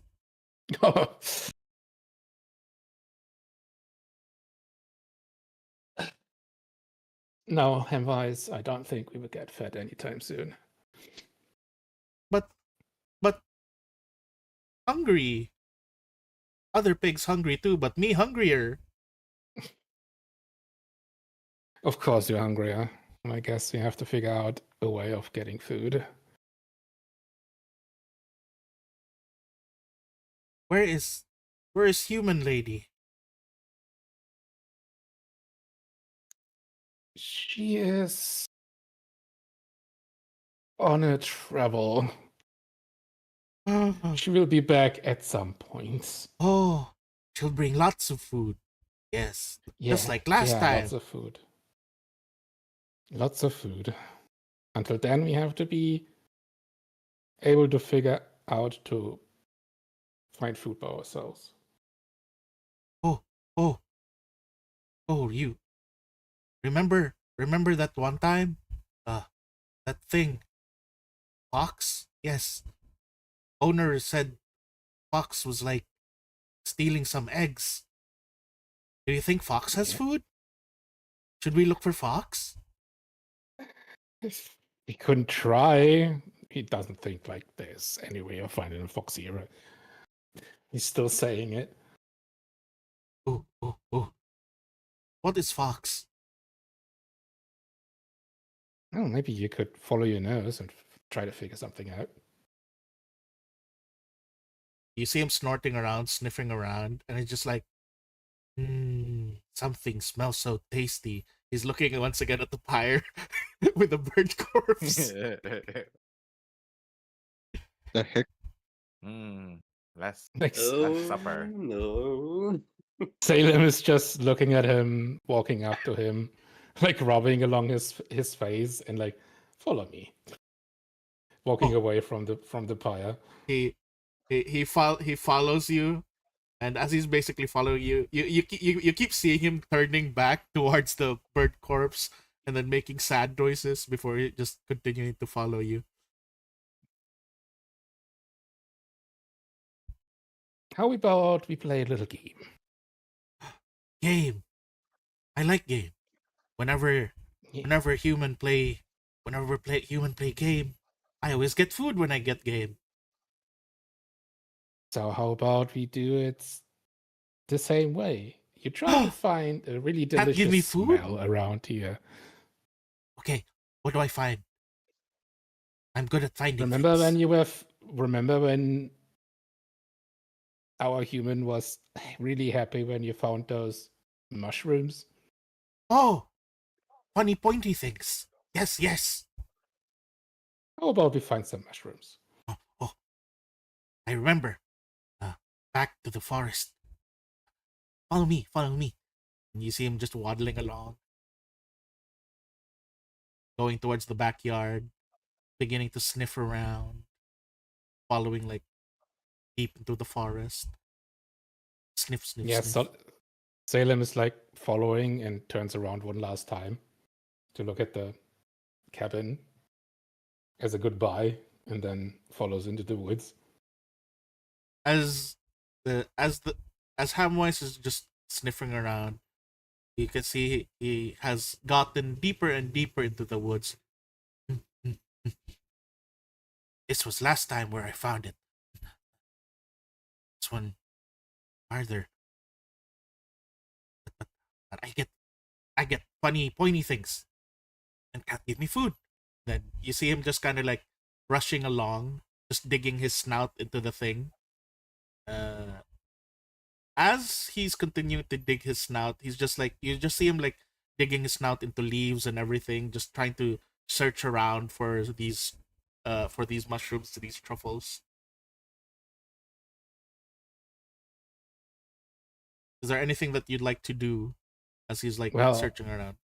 Most likely, like making sure he's not wandering off and having like my ears open to hear something is approaching or You not. can roll either nature or perception. Okay, now I have to find this new system. Just Where click is it? yourself, and then from there you can click under utility, and then you can see Utility. their skills. And you can see the choices there. You said nature or perception? Yep, nature or perception.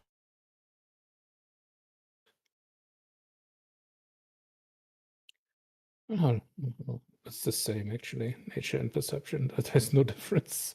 Okay.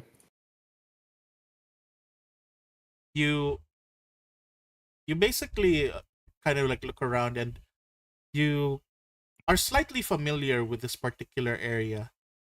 You know that there are basically snakes that tend to live around this area. That's not good. You see as Hamwise continues to sniff around, just flinging leaves into the air as he's frustratingly looking for truffles. How about we look in a different area? Seems like a lot of people already found mushrooms here. But I can smell one somewhere here.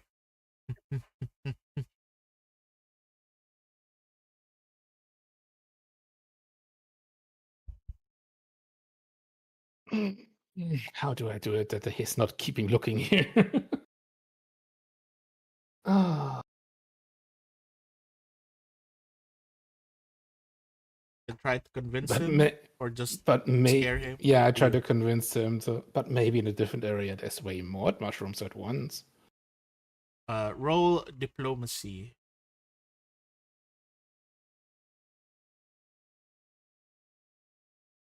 Hmm. You see him pondering. Ah. Hmm.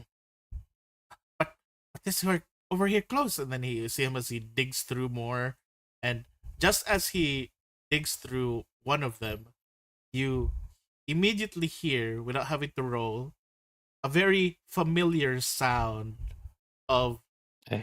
a snake's hiss. Well, I guess I attack immediately and pounce it.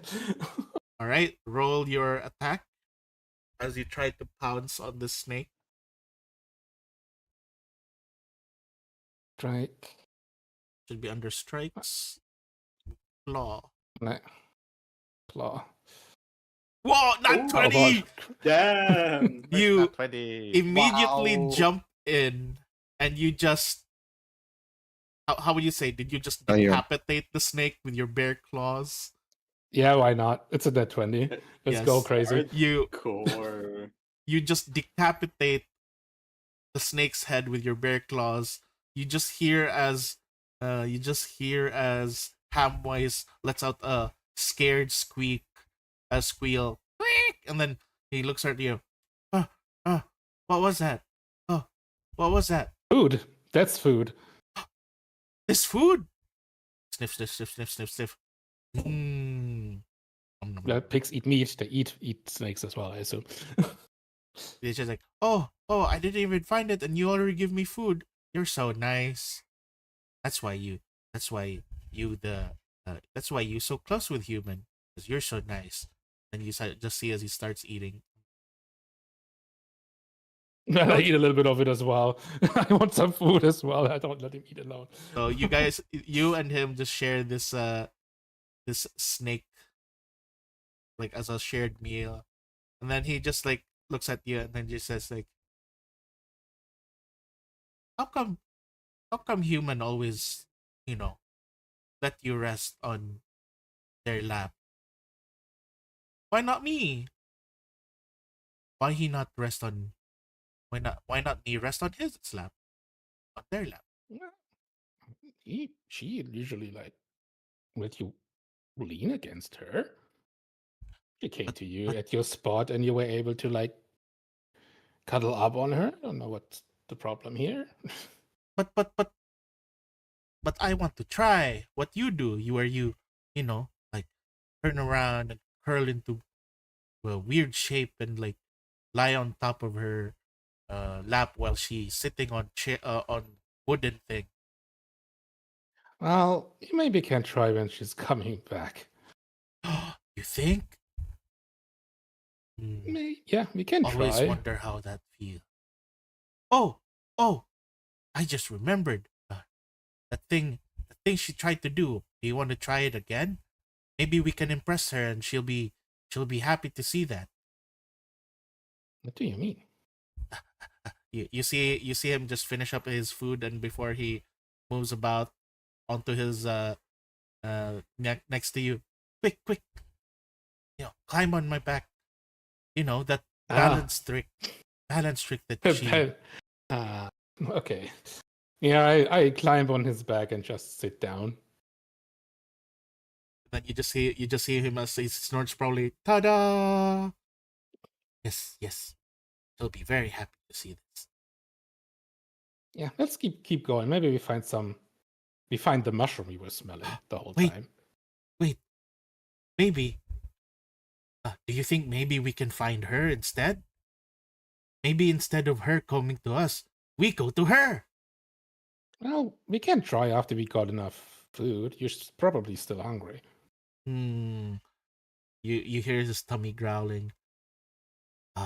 You're right. I am hungry. Pigs eat a lot of food, though.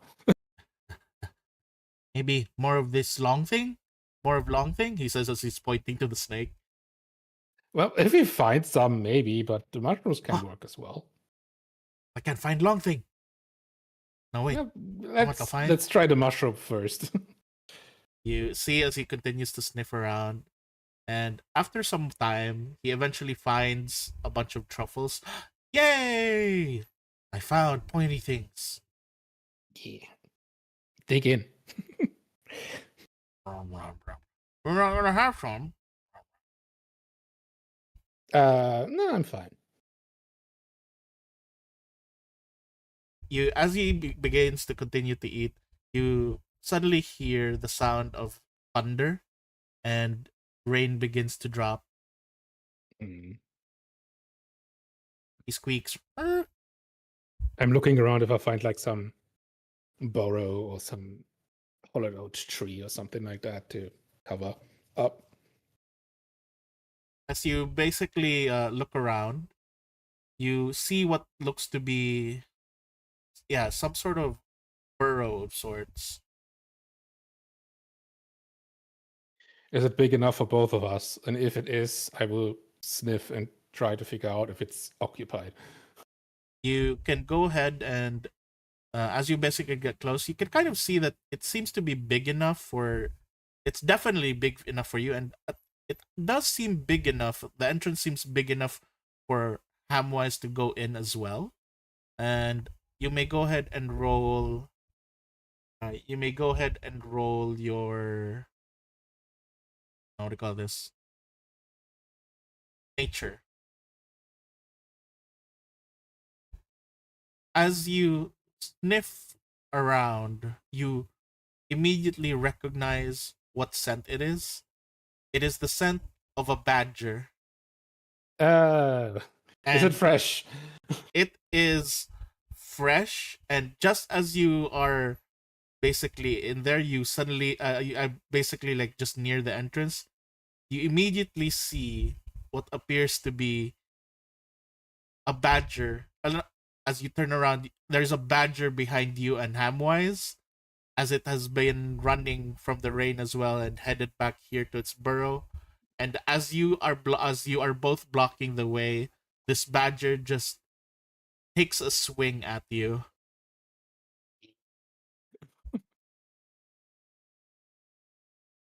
And yeah, well, let me go I guess I try to avoid it.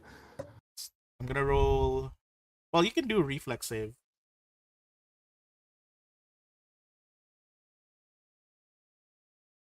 You managed to avoid it. You managed to avoid it, and by basically ducking into the burrow. And as you duck into the burrow, you see as Hamwise quickly digs himself, like, tries to get in after you. However, his fat ass gets stuck. Of course. And as he's stuck there, you just hear as this badger is going wild, and you just hear Hamwise squealing in pain. Yeah. I can't get out. He's blocking the way. And then you just see as Hamwise is crying. He's like, owie, owie, owie. Well, I guess I try to dig out around him so that he maybe gets in or I can get out. You try to quickly dig out. What do you roll for digging out? I say no, not athletics, because Check. I would say that would be. Acrobatics? Let me check for real quick. I think you can go with survival for this one. Yeah, you do your best to quickly dig around to this burrow to make another hole. And however, it is definitely, because the ground here is rather hard, it is definitely hurting your claws. And Is it with the rain? well, the rain just started. Yeah, You're but it's the digging entrance. the bottom part. Yeah. Yeah, but it's the entrance. So. Oh yeah, yeah. First. Directly at the entrance. I was thinking that you were digging around it, but yes, you managed to dig out and you basically pop through, and you have the badger right there. Who's you can practically see that. Hamwise is a bit injured, but you can see that Hamwise fatty ass is basically kind of like somewhat protecting himself, as he's not that injured. Well, because I attack, like I don't have anything else to do here. I can't really do anything else. I try to go for the eyes. You go ahead and try to scratch at the badger's eyes. Roll it. Go ahead and roll. As you try to go for a scratch of the eye, you unfortunately miss, and then the badger goes for a swing at you. Let's see. That also Same is a number. miss. Same number. Yeah, in a freaking standoff right now. Yeah. And against Badger. You see as Hamwise is kind of like slowly like losing consciousness. Like he's like slowly starting to slow down his movement.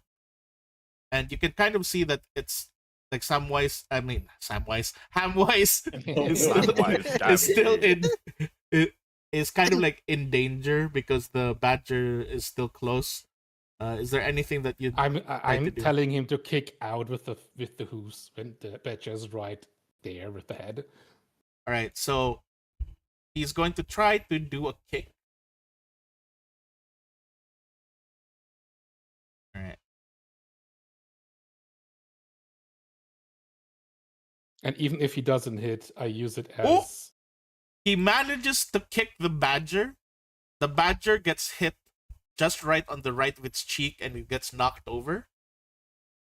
Well, I use the moment to like claw at the face again. All right, go ahead.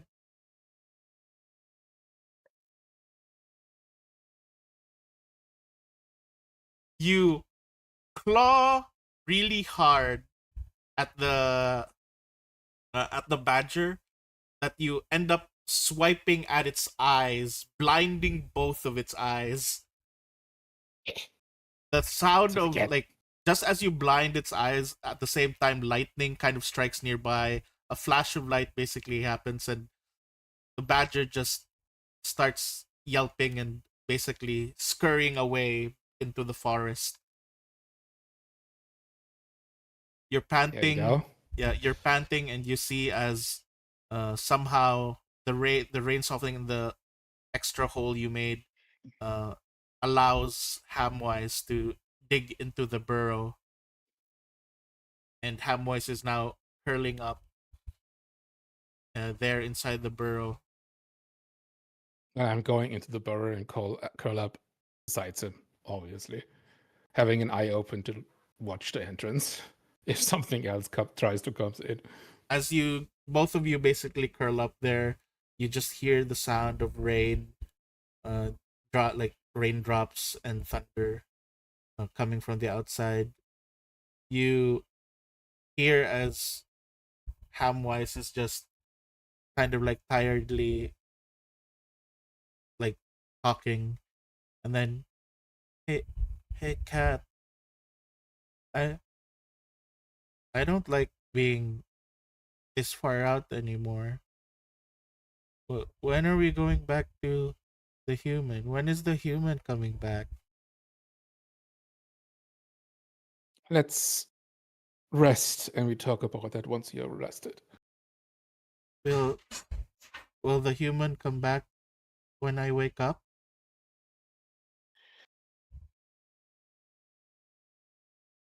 Most likely not, but we can talk about it.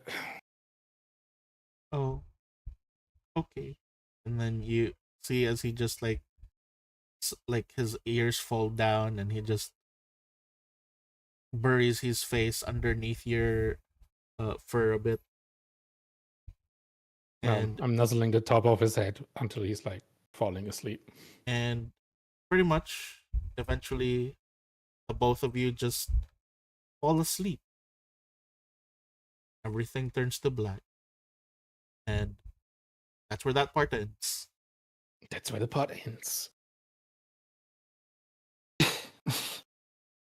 Alright.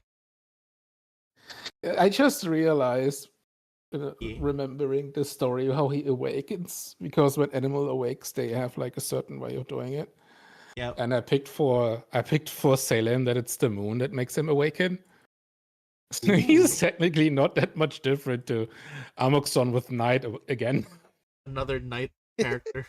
And I didn't even realize until I realized with the Alright. similarities from Next up Rondo. is Growl.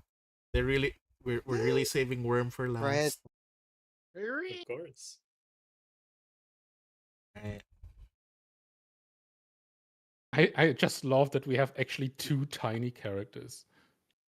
Like Worm and me are two tiny characters in this Yes. group. They're fellow tinies. Us tiny together. Together Small. tiny. Yes. Yeah, I can We're ride. small. I can ride on the shoulders of the others. Alright. We're just riding on our favorite person. Alright, Where are now the we are here familiars? with Growl. So Growl is tell us a little bit about Growl. Oh boy, where to begin? Hmm. Character wise. What's Growl Yes. like? Uh, Everyone calls him Everyone's probably friend. Yes, everyone calls him friend, and he calls everyone friend. He's what you would expect to be the exact opposite of the Null or Kolos stereotype of being brutish, boisterous, some might say barbaric. Uh-huh. He is surprisingly gentle despite all of the scarring, particularly the prominent one on his face. And while most would probably seek to fight, he just wants everyone to essentially have a good time.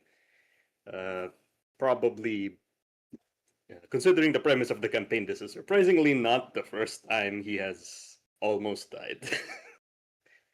So it's rather amazing. It's an amazing continuation, it seems, of his themes. Uh, he did not start out as an adventurer. He was just in his tribe back in his homeworld and simply wanted to belong. He was going to undergo a trial by combat, as most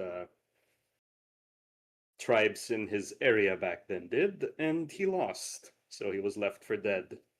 That's how his master, who trained him in his clerical arts, found him, and thus began his adventuring days.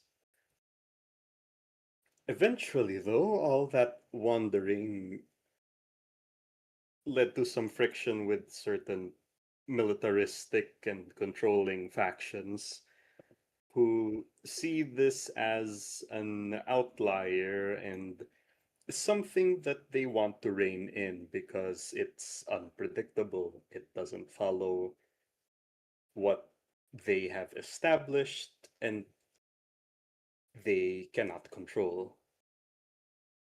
Unfortunately for our hyena friend, the sentence was, for all intents and purposes, death.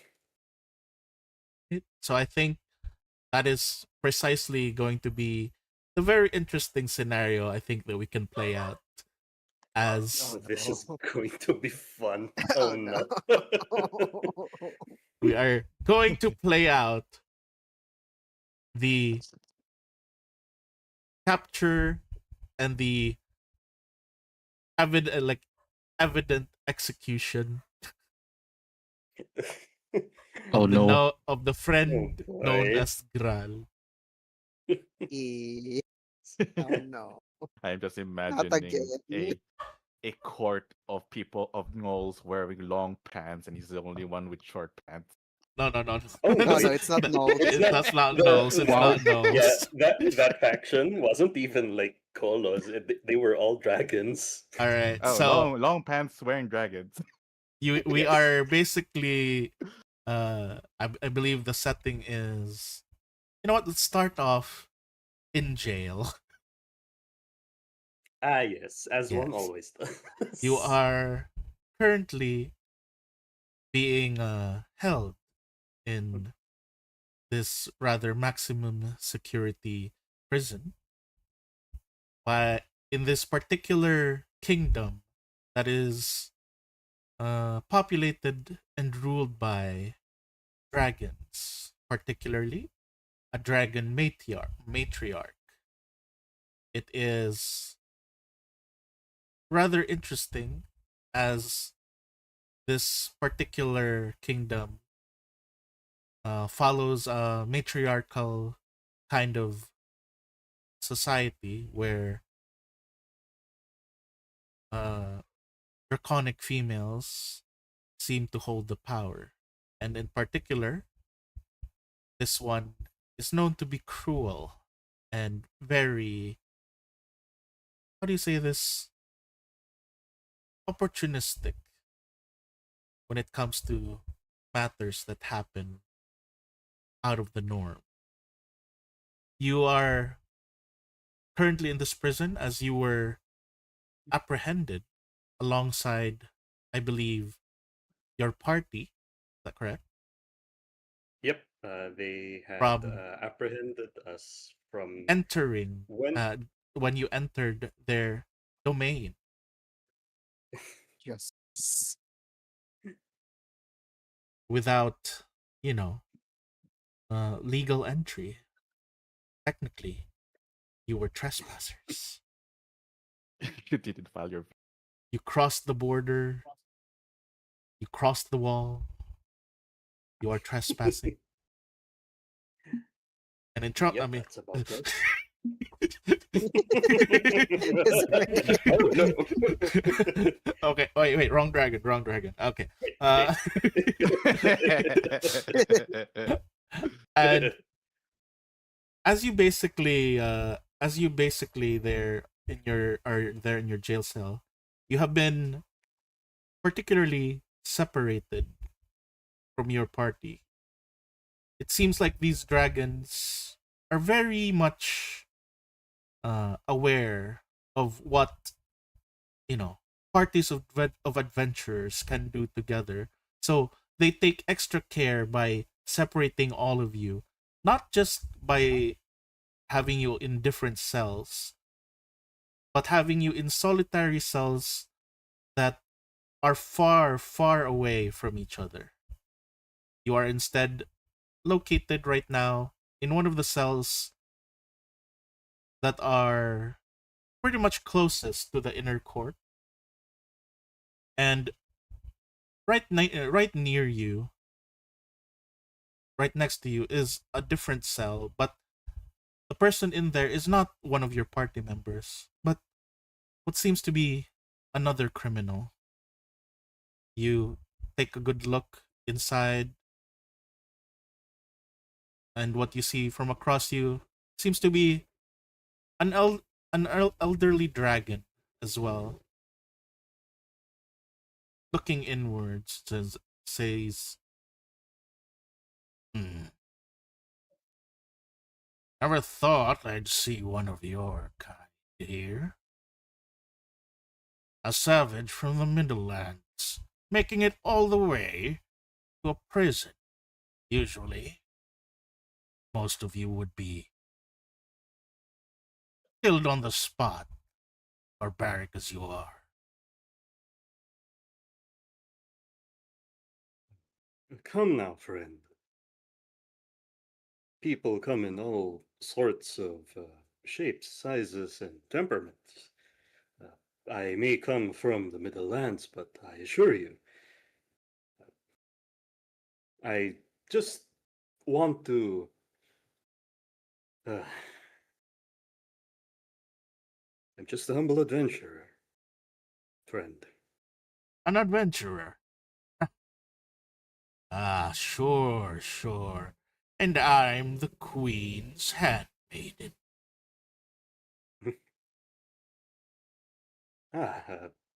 Your beauty does shine like no other. He chuckles a little bit. I trying to go suppose along you with the joke. Midlanders are not familiar with sarcasm. Tough crowd, I see. Just trying to lighten the mood. Apologies. It seems like you're not exactly as primitive or as wild as most Midlanders are. You seem sufficiently educated for a Midlander. I suppose I have my master to thank for that. He did instill quite a lot of things in me. He just starts speaking in Draconic to the dragon. Like, he's even taught me his native tongue. You see as his eye like basically just darts open, and then he just says, "Your master, the dragon." Yes, he was a wanderer. Suppose I take after him. A white dragon. Doesn't seem to call any specific continent home, as he goes from place to place, offering aid to those who need it. I just happen to have been one such soul. You see his eyes basically just kind of like sink and look down, and then he presses himself against the bars of his cell. This master of yours, what was his name? His name? Oh, I believe in Draconic his name would be Ten. Hasegawa Ten.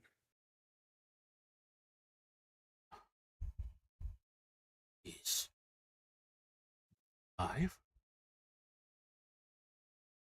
What do you mean alive? He should be. Nothing. Nothing. I had never thought You- that just just some old tale. And then he's just like looking at you once more from top to bottom. You know, you're pretty much doomed. Why not just use some of the things that he probably taught you? Get yourself out of this mess.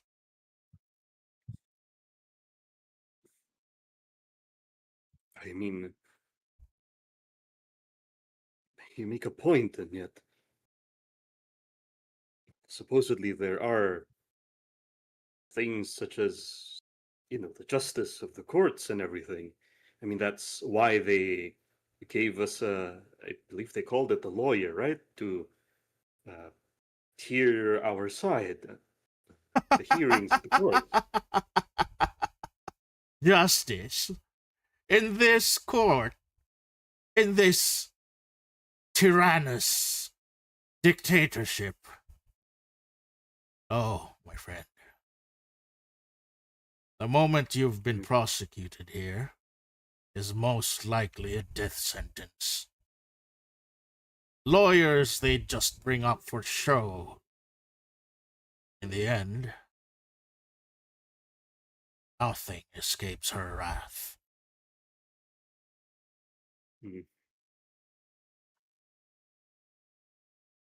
I see. Well, I suppose this path is indeed narrowing and almost choking, but it seems there's only one path I can really see, and it just stretches forward.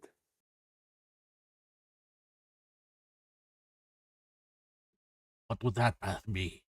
Surely, escape, right?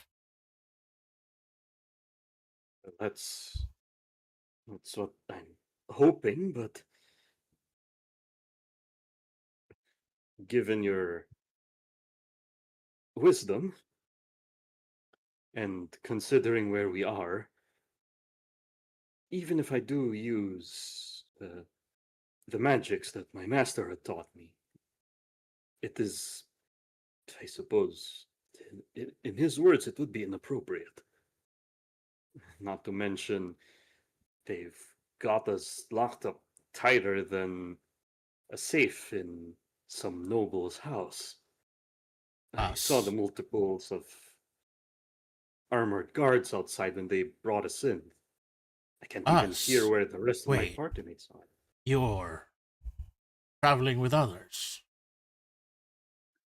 Yes.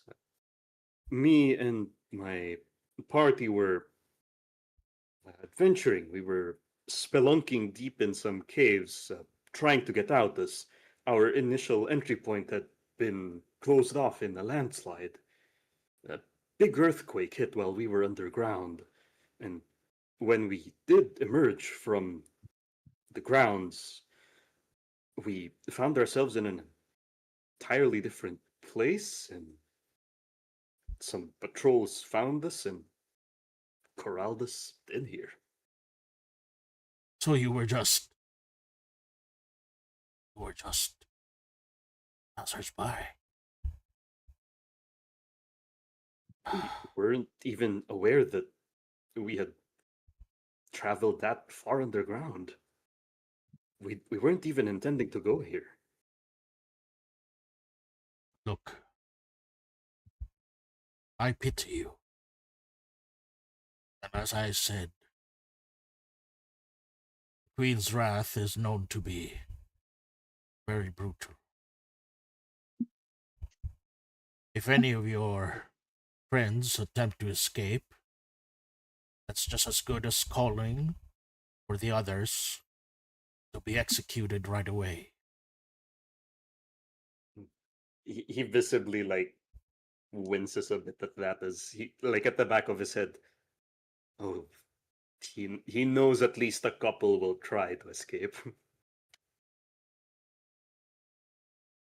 You're I saying see. that some of your friends are going to attempt to escape as well? Well, I've been traveling with them for quite some time now, and it's definitely not in their nature to just twiddle their thumbs, shall we say. And I suppose you're all but fools tying tighter nooses amongst each other's necks. If I mean, if they were at least within earshot, I would try to talk some sense into them, but I don't think they're even in this corridor, or if they even have us in the same building, or whatever is this complex. Perhaps.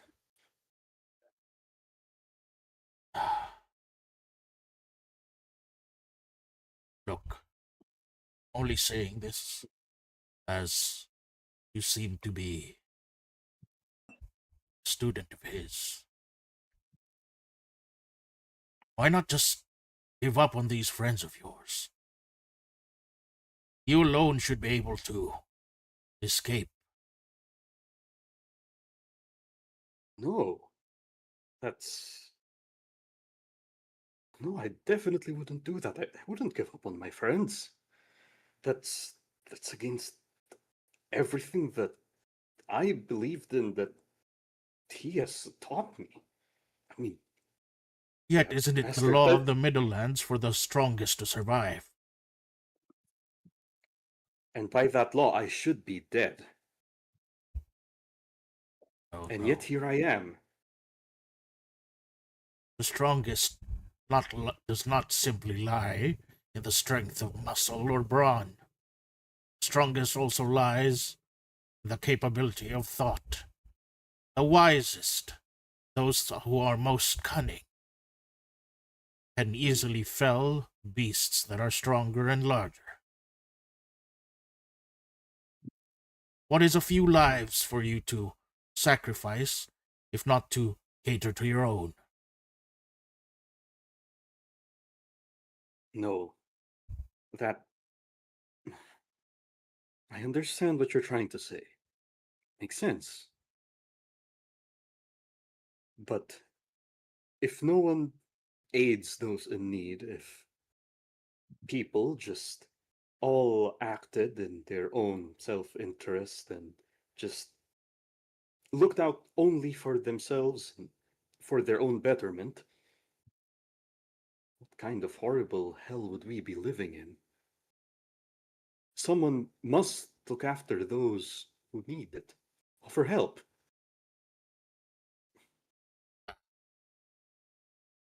Fool's errand. I can see now that you are a fool. Hmm.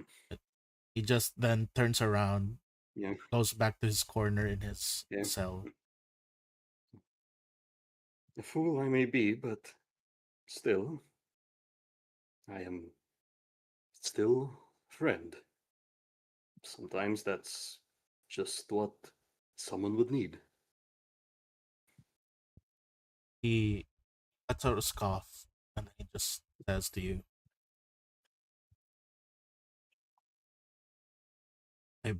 I suppose you should just get some sleep. This is going to be the last night of your life, I suppose. Hmm. Stranger, what's your name? I would like to remember the fool chose to He be a friend chuckles. than to be free. I am Graal, just a humble adventurer. Ah, nice to meet you, friend. He just looks at you quietly and he just closes his eyes. It was nice meeting you.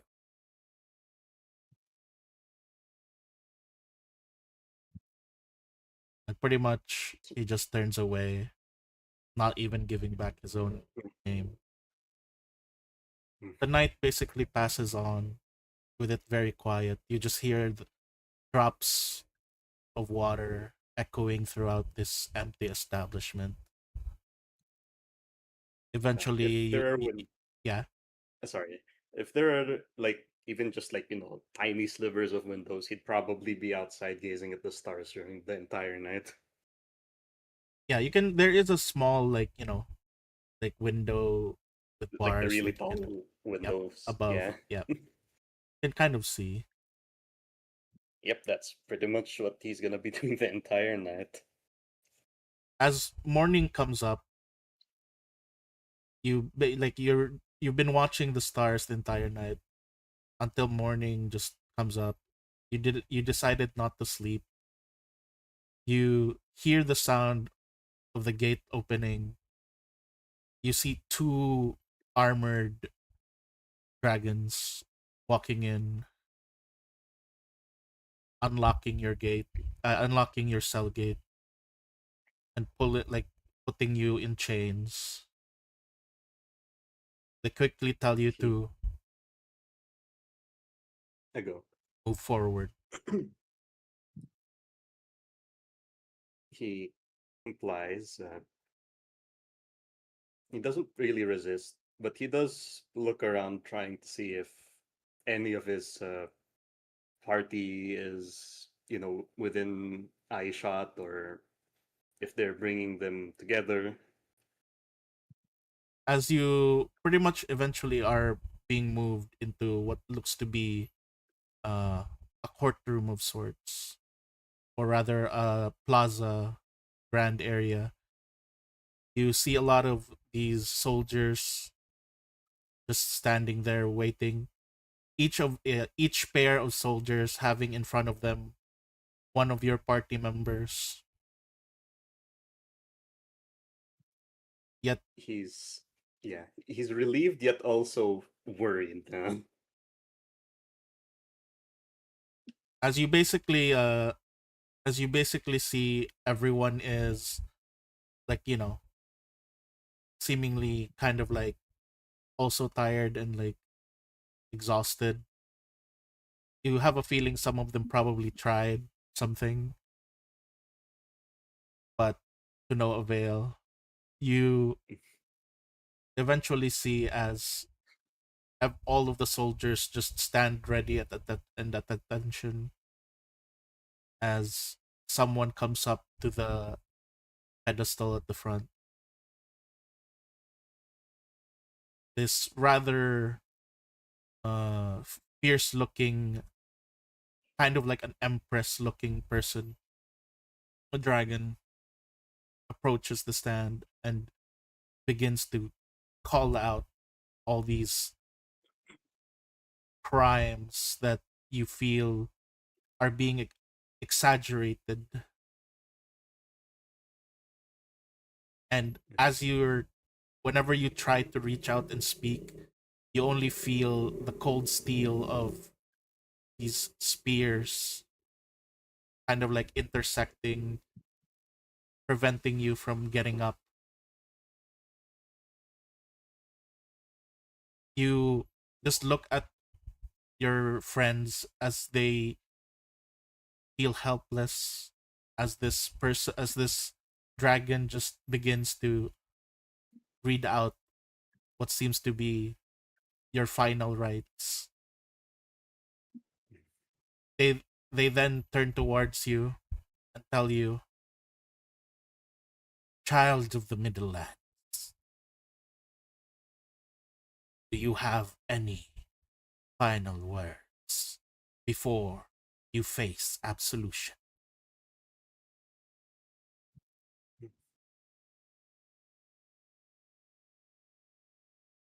If this is where my path leads me, then I suppose I must walk it till the end. My only regret is I was not able to see more of this world, extend the same help that I received, experience the joys, satisfying that curiosity and experiencing all that this world has to offer. As you basically say that, you see as this dragon lady just close her eyes and then look at you with this rather menacing stare. You are a fool, child of the Middle Lands. Everything underneath the skies and the sun belongs to our empire. There is nowhere in this land free for you to roam. You and your fellow trespassers have been sentenced to death and shall be facing absolution this instant.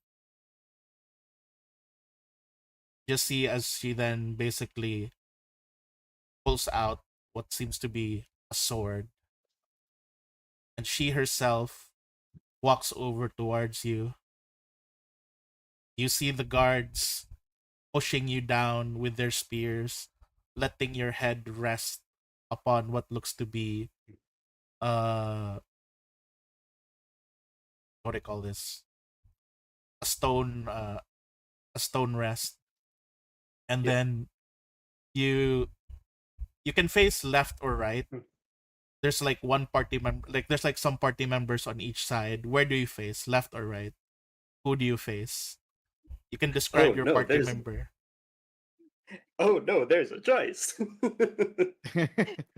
Which one? Grab. Who is your route?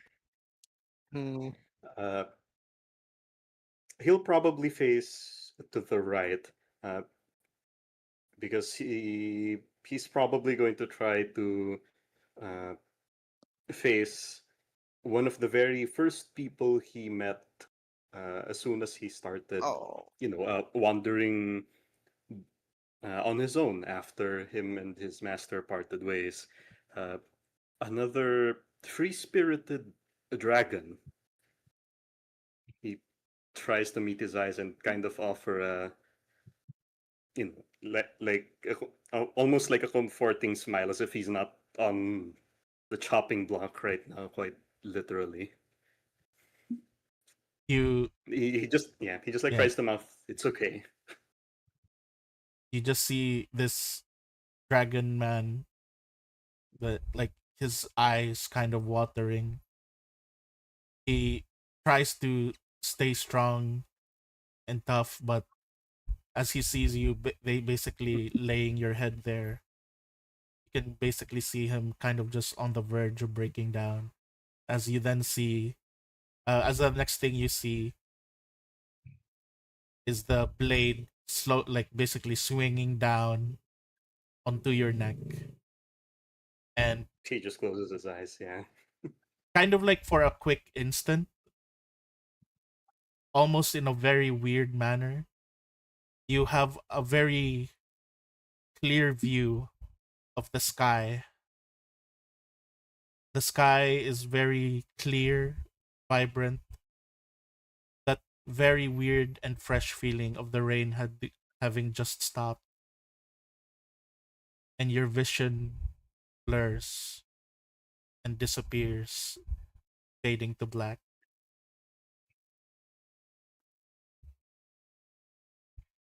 And that is the end of that part. Like a new character. I can still feel Bull's rage. All right, let's see. Last but not the least, we have Worm. Anxiety. Anxiety? What do you mean? Yes. Why are you anxious? Oh no, you're the last one. Oh no. Why are you anxious? There's no need to be anxious.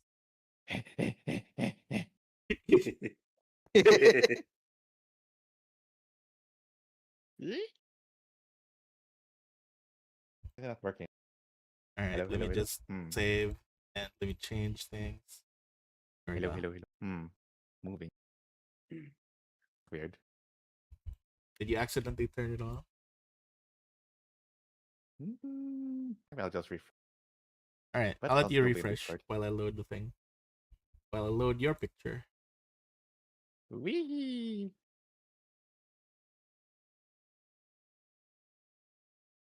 Oh no, another white dragon. Tiny.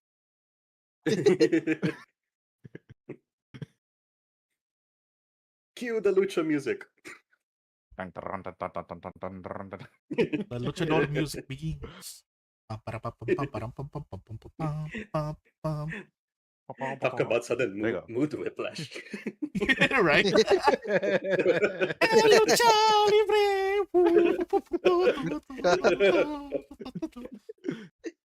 Arriba, arriba, arriba. Ay, ay, ay, ay, ay, ay.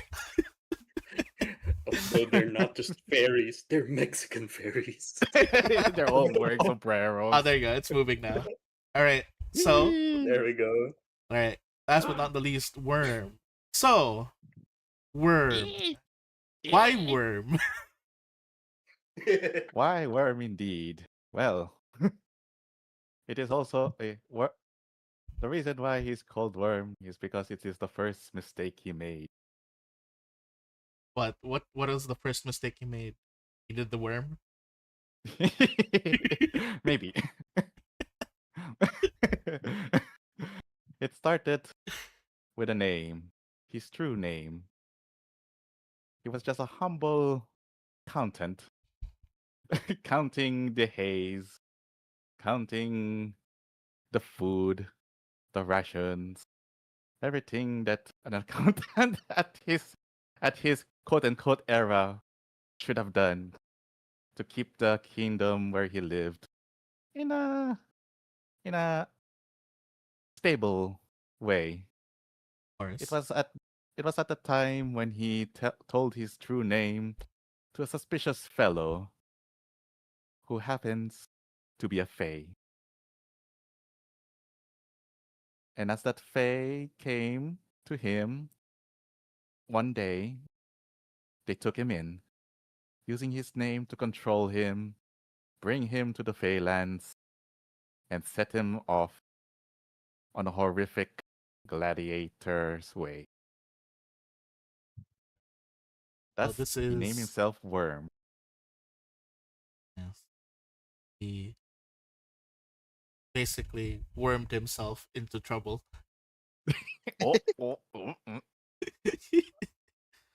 But yes. So, Worm is what we call, right, Dragonet. You are a tiny creature as well. You are the same size, I believe, as Salem. You're both So tiny. tiny. You're both So cute. tiny. Like, I feel like no one would get the idea on the first look. They'd see like, oh, big Bara Dragon Man. No, actually very tiny Dragon Man. Very tiny, very round. Tiny Bara Barman. Dragon Man. All right, Yes.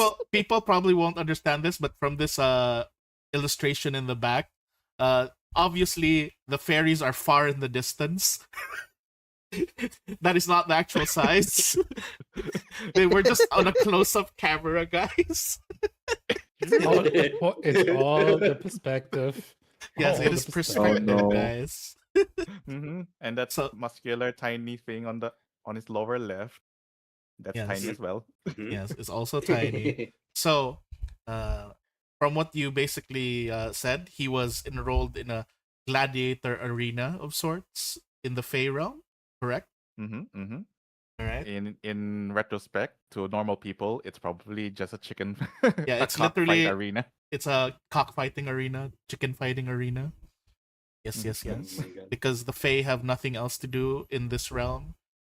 They Bored. Yeah, Those they're super bastards. bored, so they just abduct people and throw them into fights. Well, they don't abduct people. I think they just abduct small creatures. It just happened that Worm was also small. Small enough to abduct and trick. So small. Wait. Why not? So he was Yes. small. Not only is he small, but also his brain is small. No. He's more like he's He was an accountant. His brain can't be small. yes. I'm just He can questioning. count. I'm just questioning why Face thought an accountant makes a good wrestler. They're fake. They probably about think it. it was funny. Like, haha, he can count. Now count the deaths. Count the deaths. Yes, his favorite thing, counting. Yes. Accounting. Counting. Before he was snatched, he was holding his little tiny beady abacus. His abacus. Yes, his most treasured possession is abacus. Abacus. The last thing he had in the real world. Yes. So what happened to this abacus now? Does he still have the full abacus, or is it just a part of the abacus left behind? Unfortunately, he only has one string of the abacus and One one string and bead bead. left. Yes, after probably just off character. How old can a dragon live before they die? A dragonette? Dragonets can live up to 100 years. Okay, so let's just put it as 30 years. Yes. Okay, so within those 30 years, his abacus was probably like think of like think of it like his roommates weren't that nice In the Fey realm? in the Fey realm. Yes. Yes. So Roommates where are the gladiators? so it makes sense because they wouldn't want you to be enjoying something, right? That's why you no longer have the full abacus. Like, it makes you wonder, looking at him, he's already naked. Where the heck does he hide the abacus and the string?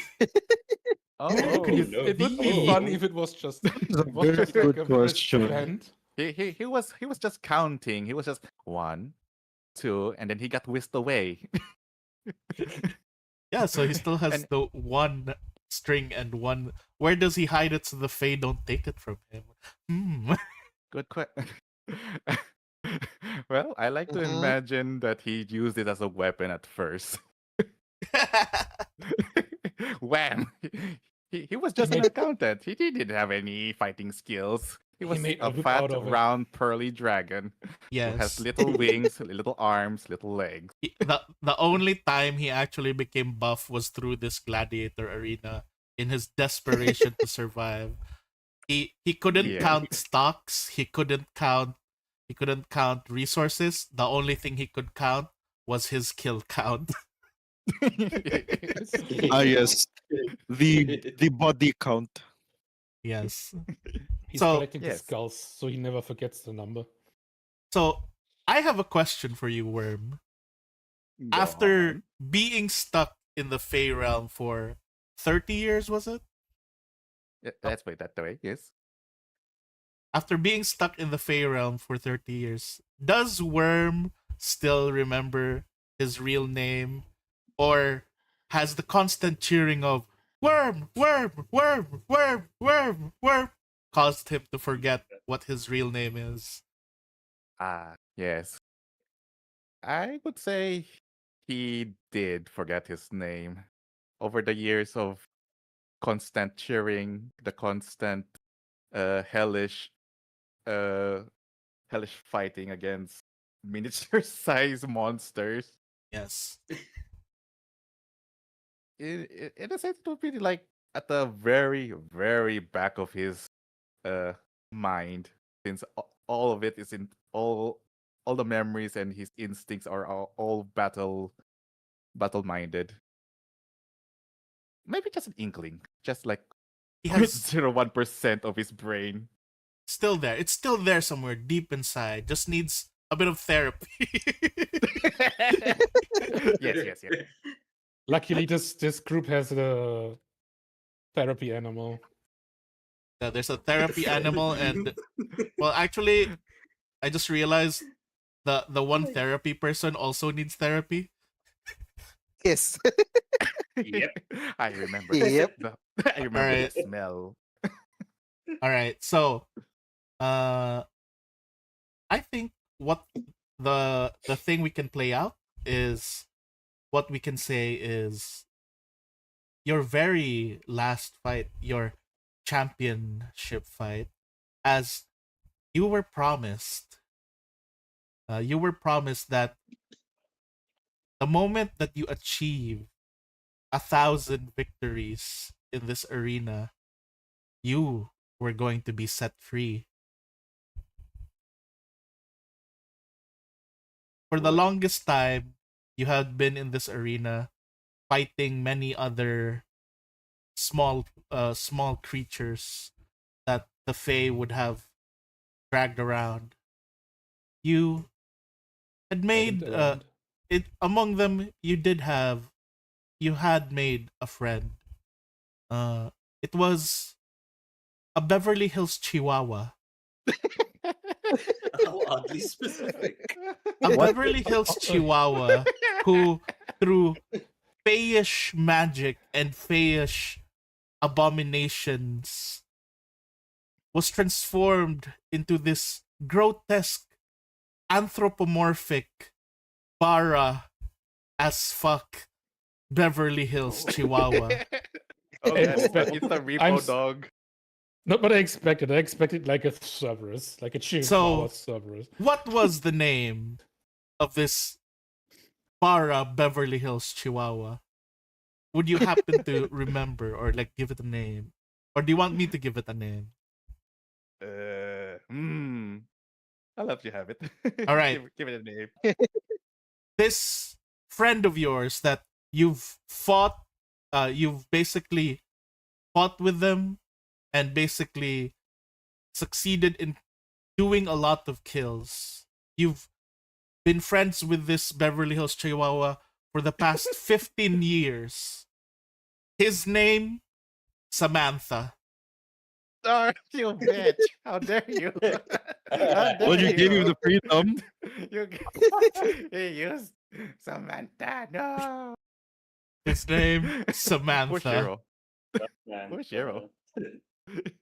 As as Samantha basically is one of the other top members of this arena who has also succeeded in surviving this hellish ordeal.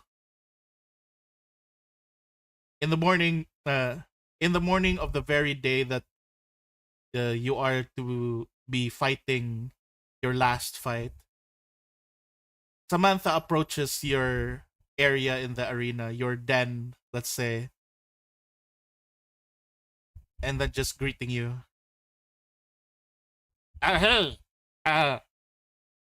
today's your 1,000th fight, isn't it? Yes. 1,000 fight. Freedom. So close. Oh, that's great. I sure hope I can reach 1,000 as well. I do wanna leave this place, but congratulations on your 1,000 fight. I'd hate to be the sucker who has to be your 1,000 fight.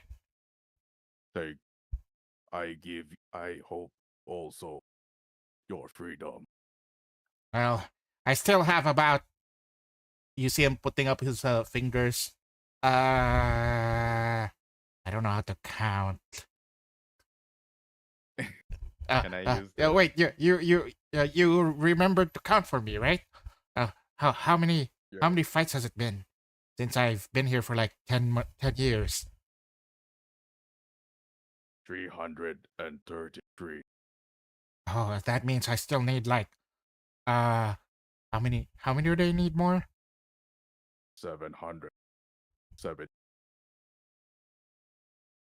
That doesn't sound right, but you're the one who knows how to count, so I'll trust you. Let me calculate it. 6667. 606. Retcon that. Oh, I like that number. That number sounds better.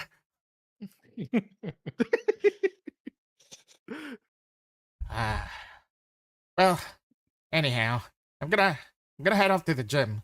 I think they'll announce your fight. Basically, I believe, right before lunch. I'll see you in lunch break. Samantha, Yeah? you've been good friend. Oh, yeah, you've been a really swell friend too, Worm. Good luck on your... Maybe, Huh? maybe when I'm free, I will get, I will set you free too. Oh. Well, that'd be great. I really want to go back to my owner. And, no, I really miss the whole thing. Though, I really wish she gave me a proper name, because, like, Samantha's like a girl's name and stuff. Like, she didn't even check if I was a girl. She just, like, gave me the name Samantha immediately. I guess that's what happens when your owner's like some blonde rich bitch. I don't know what blonde is, but she sounds like a bitch. Well, I'll let you. I'll show you around my place when I get back. I had like the nicest like spas and stuff. It was great. I always find your words funny, like spa and Oh yeah, and we internet. like. Oh yeah, we could always like take a selfie and all these things. Oh, it's really Haha. great. Weird dog. Hey, weird dog. I will miss you. I'll miss you too, Worm. You'll come back for me, all right? Watch my fights too. I'd love to have you cheer me on. I will. See you, friend. And pretty much he goes off to work out in the gym. Where do you go right now What within time this is it? Is arena it like complex? before his fight? Yeah, like lunch, like after lunch, like your fight will be announced during lunchtime. You still have a bit of time. Worm would probably uh go back to his little quarters and prepare for his fight. Maybe do a little craftsmanship using the bones of his enemies. Yes. What do you do? What do you craft with the bones of your enemies? So since it's for Sakai, he would craft his uh, amphibian hands from his previous fight fighting a venomous snake. Ooh, so you make these poisonous hand wraps from the corpse of this venomous snake that you just killed. Obviously good. All right, roll crafting. Please don't fail. I don't want to lose Fail. You can do it. Oh no! Oh no! You can't do it. You can't do it. There you go. You That's you it. succeed in making the hand wraps, and by that I mean you literally just like peel off the snake and then you just wrap it around and you just like you put the fangs in the like between your Wolverine. knuckles. Yeah, literally. It's good. And Last fight fast. as you basically then as you basically finish your crafting, you do hear the lunch bell, and as the lunch bell is like there, and then you see Samantha over there. Hey, over here, buddy. Let's have some lunch. Guess what they have for today? Oh, what? More slop. I think they call it all Yo. food. Guys, I get so He tired does- of this, he but it does does better give than us you lots do. of nutrients. one day will taste real Uh, pork. I miss my premium Bow Wow biscuits. Oh, biscuits.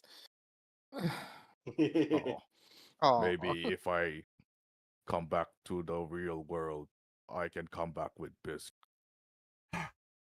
That'd be great. Oh, Hmm. look! You're about to announce who you're fighting. Worm I pays his hate to attention see who the sorry announcement. loser is. And As you basically look over towards the thing, the stage, you see a Fae basically. It's you see the person who's announcing it, and you just kind of feel a bit pissed because it's the very same Fae that dragged you here in the first place. You have not seen him for a long time because he just left you here. Goes into rage. Yes. And as he basically gets on stage, well. Since this is the last fight that I basically had on your contract, 1,000 fights it is, 1,000 victories. I want to make this extra special, my dear worm. We're good. Don't look at me like that. I'm pretty much being quite generous with this deal. Now, I am still going to be, following my end of the bargain.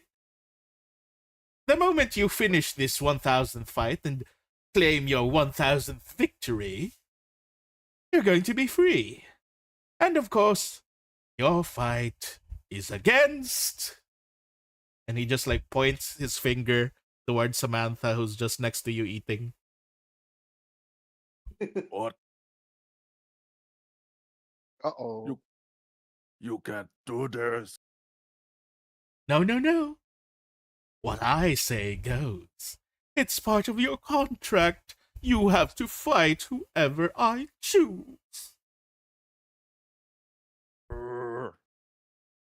Worm's mind. Or he you was could... always thinking about all Yeah. the monsters he fought, but never a sentient, quote unquote, sentient monster. Yeah, and he's just like, me? Oh, man. Well,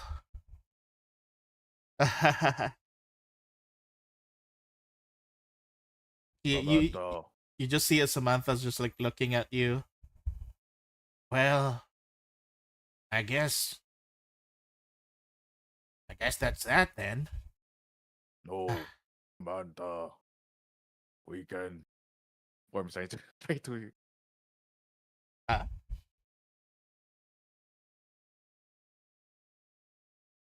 What do you say? I was gonna roll for his Arcana, but then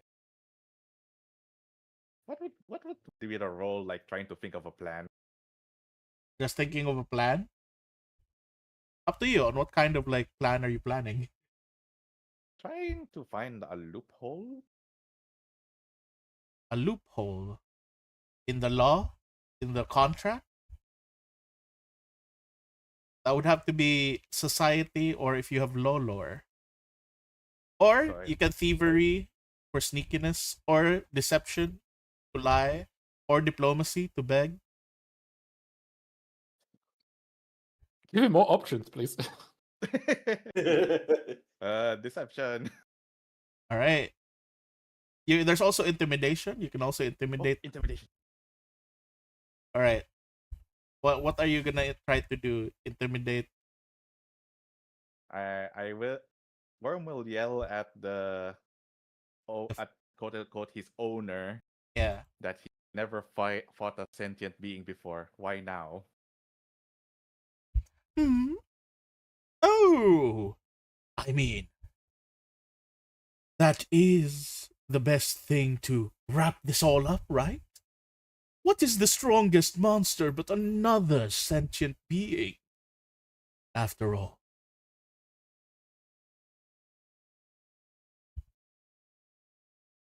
Pick another one. Plus, seeing all the records, he is the second strongest in this entire arena. So I'm pretty sure it would be quite a formidable match, and many of the people will enjoy this showdown. We're Sounds like very stupid dejected idea. right now, but rage is telling kill. Oh, His eyes Savior. is raging towards him. Roll intimidation.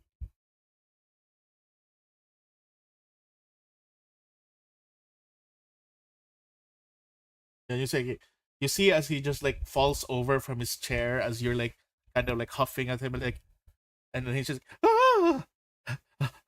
no, no, no, no, no. You can't do anything to me.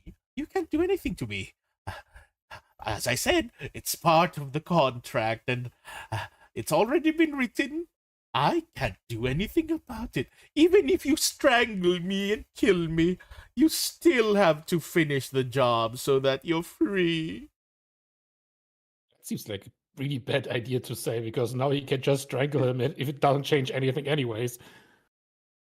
He'll at least have the satisfaction. like that was the stupidest idea that Faye could say. Like, you have to do it if I'm dead or not. Well, I guess then you're dead. Well, what do you do? I'm gonna roll a 20. If Worm's rage can follow higher than 10, he'll attack the Fae. Go ahead. Lower, he'll what you, Oh, god. slower. Oh, slower. He gets some sense in him. You as you basically feel like you wanted to take him down, you just kind of realize that if you ended up killing this Fae, it would probably cause trouble not only for you but for the other people here. Because you end up remembering that the last time one of the participants tried to rebel, a lot of like everyone got punished, including you. And you kind of don't, want the people to be punished. You see as the whole time while you were angry, you do see that Samantha is just on his table, finishing up his meal. And then he just like, you see him like just like looking towards you. Hey, buddy, are you gonna finish your meal? Samantha. Serious. Fight. Can't hear you. You're a bit far. Oh, how about There we now? go. Okay, try now. Yeah, here we go. Samantha, this is serious. We are to fight for our freedom. Yeah, I mean, yeah, but that's they relate, right? We fight. That's the only way. Worm is silent, like, is this the freedom we have to fight for? I mean, He just looks down. Are I mean, you okay with this? like you said, Worm. I mean, I'm like still. How many was that again? 677 away. 667. But you're like only like a single one away now, and then you'll be free.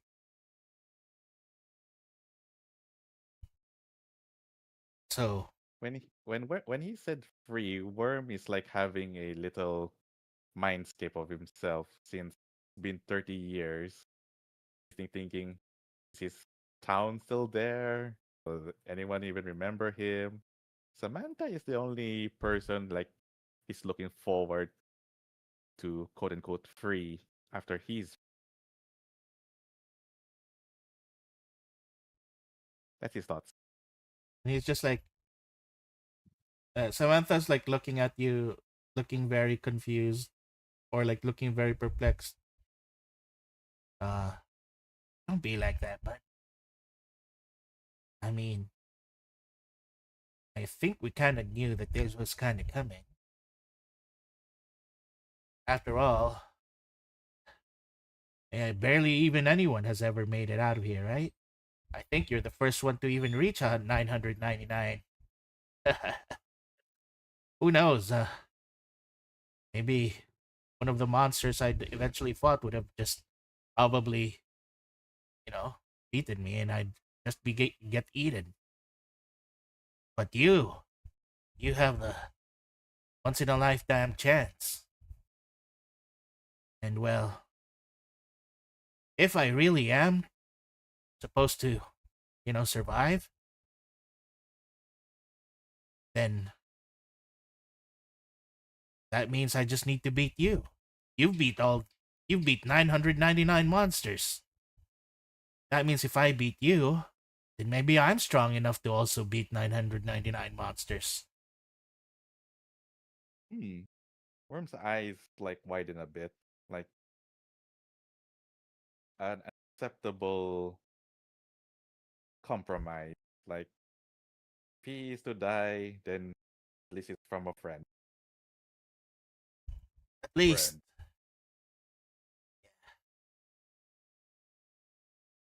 Of all the people Better that I way would- to die. Yeah. Of all the people that I had to face and fight to the death, I'm glad it's you, buddy. He huffs his nose. Like,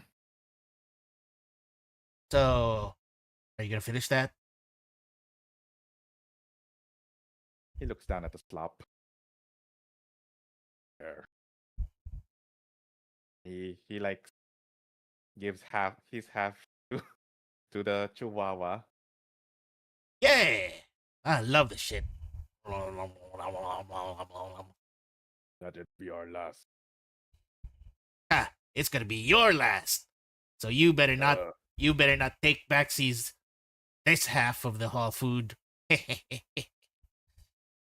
Worm will He- smile. He just like wave like, walks away waving his hand backwards to you as he heads to his, chamber to prepare. You see the Fae getting up. Well, that's settled then. I'll see you after the show.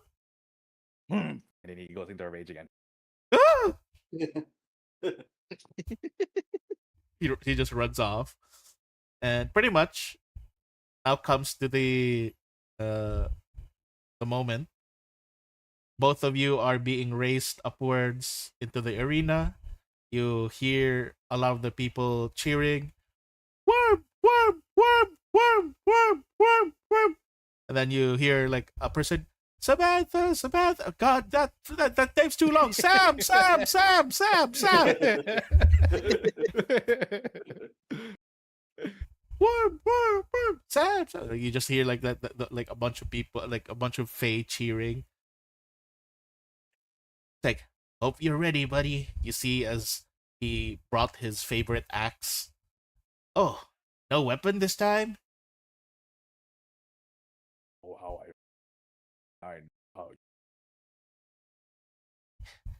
Let's make this our last bout together, friend. Better not hold back, because I won't. And then you see as he just like raises his axe into the air, both of his hands like just kind of like flexing around, woo, and then the people just cheer for him. Sam, Sam, Sam, Sam, Sam, woo. Worm looks at the crowd, but back to Samantha. Holds his breath, a deep inhale, then with a squint and a smile, goes into a rage. And pretty much the sound, the gong is sounded, and doom. Samantha instantly leaps towards you, swinging at you with his axe.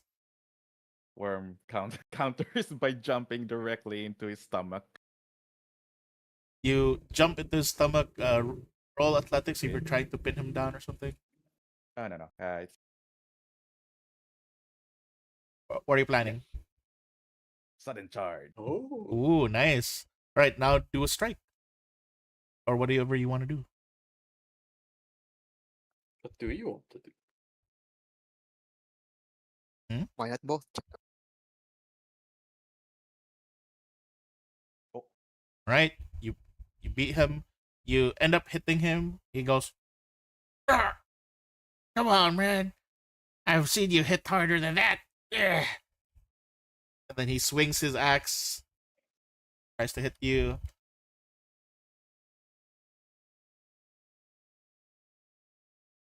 He misses. He's like, Oh. "Hey, that's not fair. You're making it hard for me to move."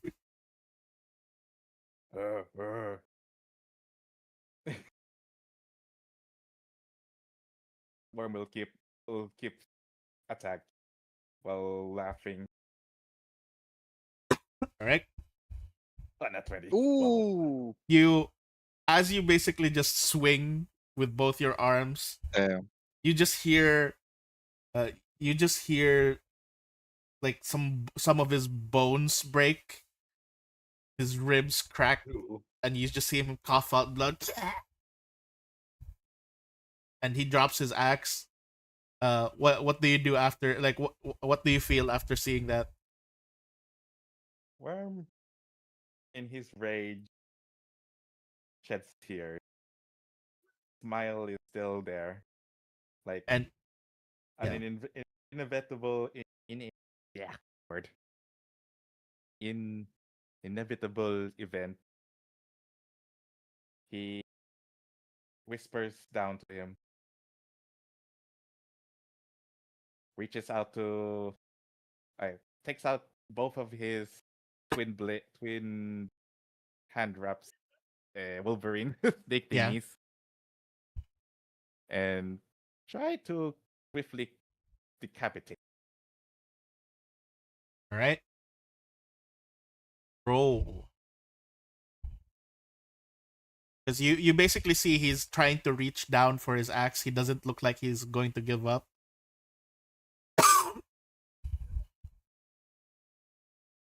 Right? You may go ahead and roll.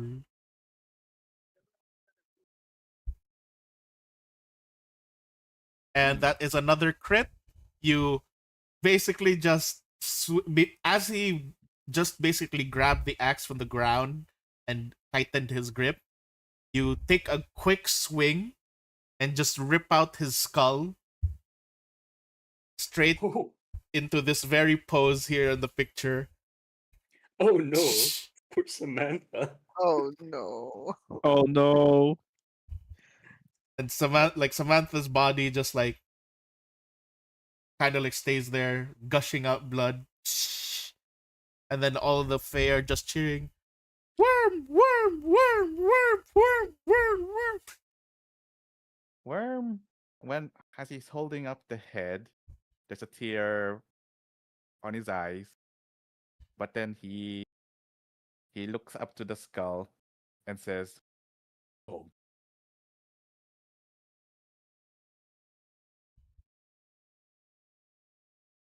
What did he say?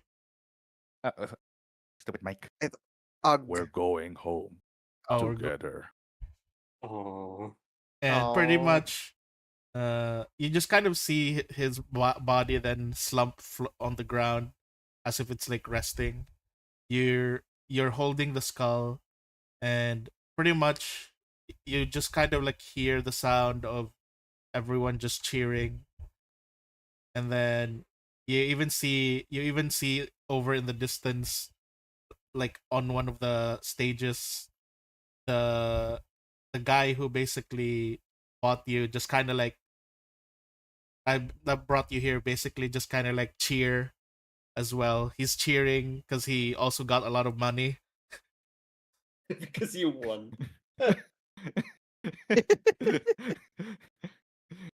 then Fae bucks. And as that basically happens, and what do you do with the skull, by the way? Damn, he's still naked, so He's still naked. he'll put it bit underneath his. I almost thought he was Arms, gonna then. put it on. Not yet, not yet. You still need to craft it. Yeah. Kind of grim. All He right. just puts it under his arms. Yeah. And as you basically do that, the person like approaches you, walking towards you in a very flamboyant way. Worm, worm, worm, worm, worm. Well, I guess that's it. You got me. Made me a very, very happy man. You got your freedom. Free me now. Of course. Let's go. Here's the contract, as you can see. All terms agreed on and already fulfilled. 1,000 fights. with a little shake of the hand, I'll give you back your name, and you're free to go. And he reaches out his hand, basically ready to shake hands with you to finish the deal.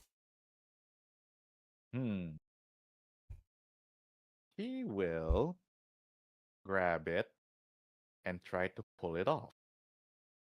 As you basically reach out and grab it, as he was about to do the handshake movement to seal the deal, you just roll athletics. Let's see how Come on, much. worm.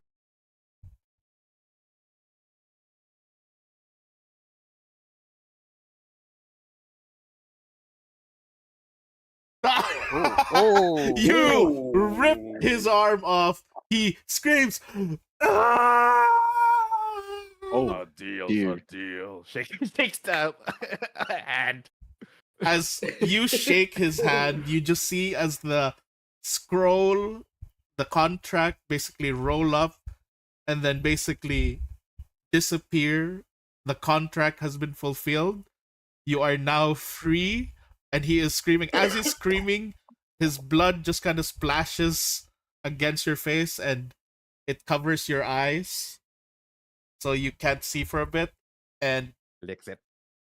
as you wipe your as you basically flick your thing, that's the end. Oh, Nice. that must be incredibly That's confusing. Yeah, I would Yes. have done the same. I was like, oh, he's so stupid. I would rip the Yep. hand off. And yep, that's what I did.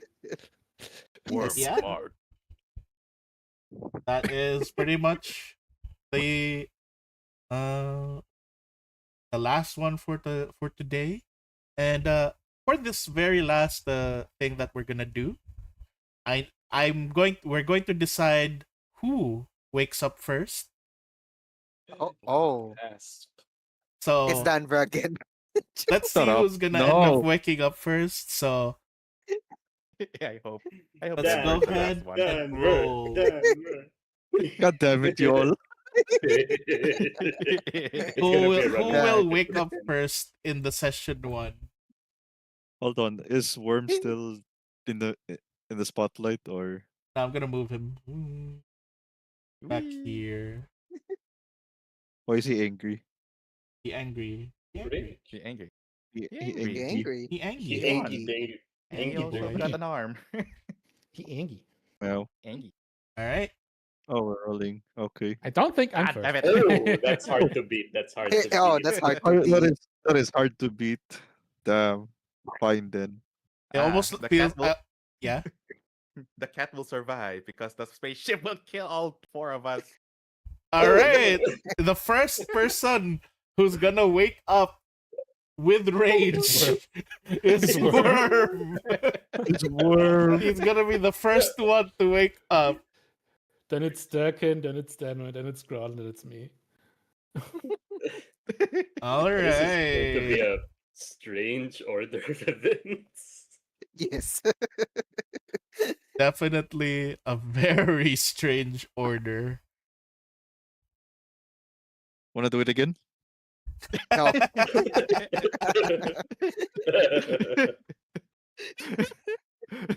I was really hoping Denver would be the last. I really want to know what happened. Well, Ew.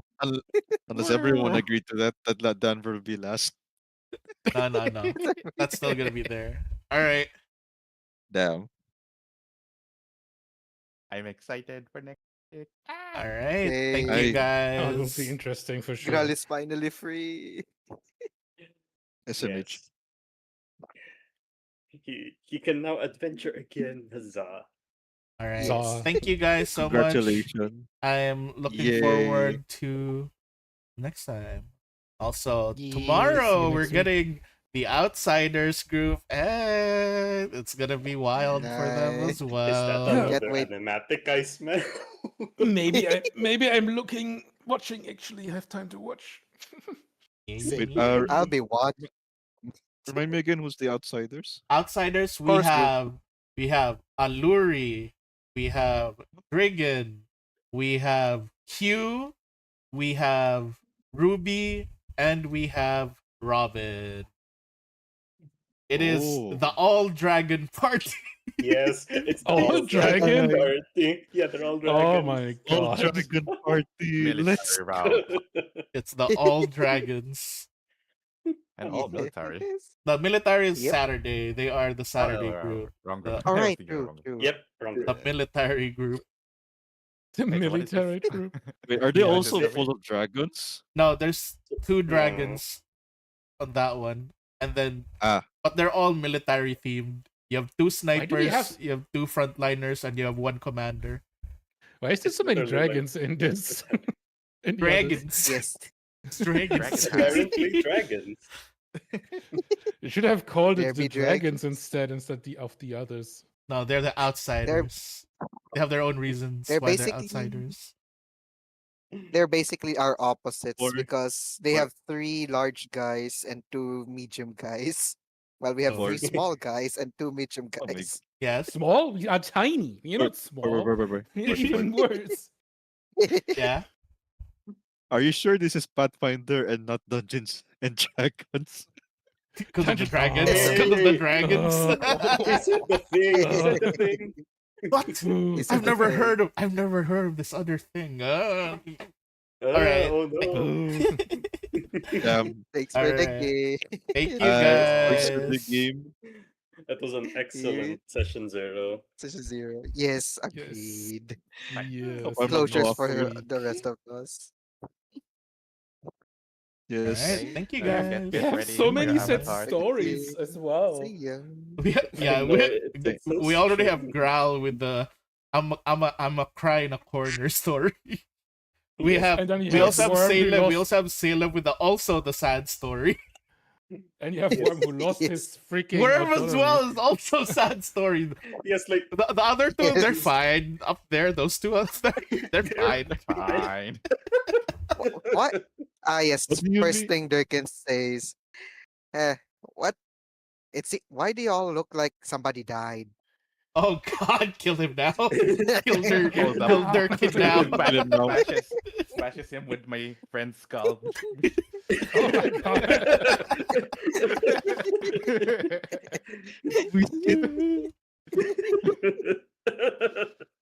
Oh man, this group is going. We're going crazy. I feel. Oh, Mavericks apparently has.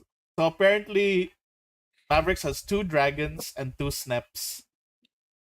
Yes, Huh. It's quite thematic, surprisingly. Yes, and 1 griffin. very. And the Griffin, the commander. Yes, Okay. Yeah, both seems snaps. that everyone's in theme. Both dragons It's are very frontliners, and both snaps are snipers. Yes. And then there's a commander. Like I was hoping for The like middle a one. sniper in our group because then I could just sit on the shoulder in Oh, of safety. the sniper. Yeah. Yes. Just in safety because I don't have to be close. Only my familia has to be close. So I can just be in the background and do all my stuff. It's through my okay. familia. Growl is an archer. Yes, Yes. it's fine. You'll be safe with the Yin. Uh-huh. I trust in Yins. I was one before. I like to imagine. I like to imagine that one of the attacks that. Oh wait! I just realized, Worm can paradrop the pig, dropping pig. Drop. Yes. Dropping Oh, no. tactical pig. Tactical pig. His tactical. Tactical pig. Then the enemies became pancake flat. There He is. also becomes flat. It's just an airplane. You just toss it. Wait, actually, yeah, Yes. literally, he can carry him because the pig just goes flat, becomes paper. Then Worm carries him, then drops the pig when he goes full form. That's a mage. Enters Then cast terminal enlarge on velocity, him. Yes. Lol. Cast enlarge on him. I don't want to have my pig enlarged. By the way, Oh. Salem, your pig, like all familiars usually only have 10 HP. Your pig has 80 HP, I know. Right? and then Because his. we made it so that he is really tanky. I also made it that whenever he takes damage, he just needs to do a will saving throw. And if Do not he get damage. if he gets a success, he ignores all the damage. Oh god. I like it. Yeah, He just go to the direction of the fire, so it just a thin paper that you can't see. like my turn to the my freaking familia becomes the new tank. Yes. That means everyone can go full offense because you have the tank. Yes. And Yes.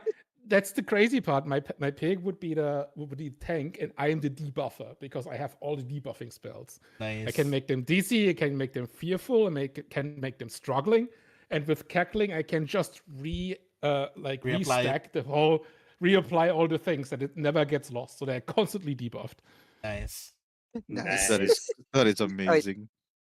Is Denver also wielding 2 swords, right? Yes, Denver He's is a a dual dual wielder, but he can have any weapon.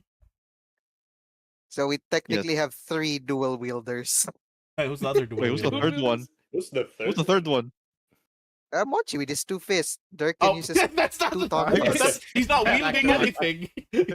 No, no, Exactly. no, no. That does not count. That is count. not Don't think dual that wielding. counts. That is Don't not think dual that wielding. counts. Oh, That's wait a just dual second, I have to fists. change my fists.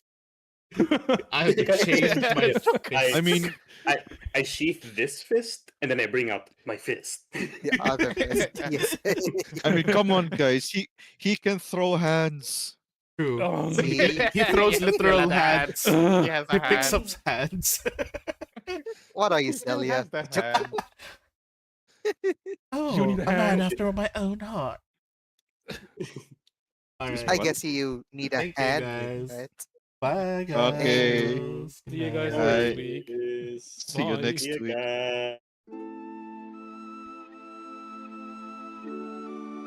Yes, it's a Thursday. Good night, guys.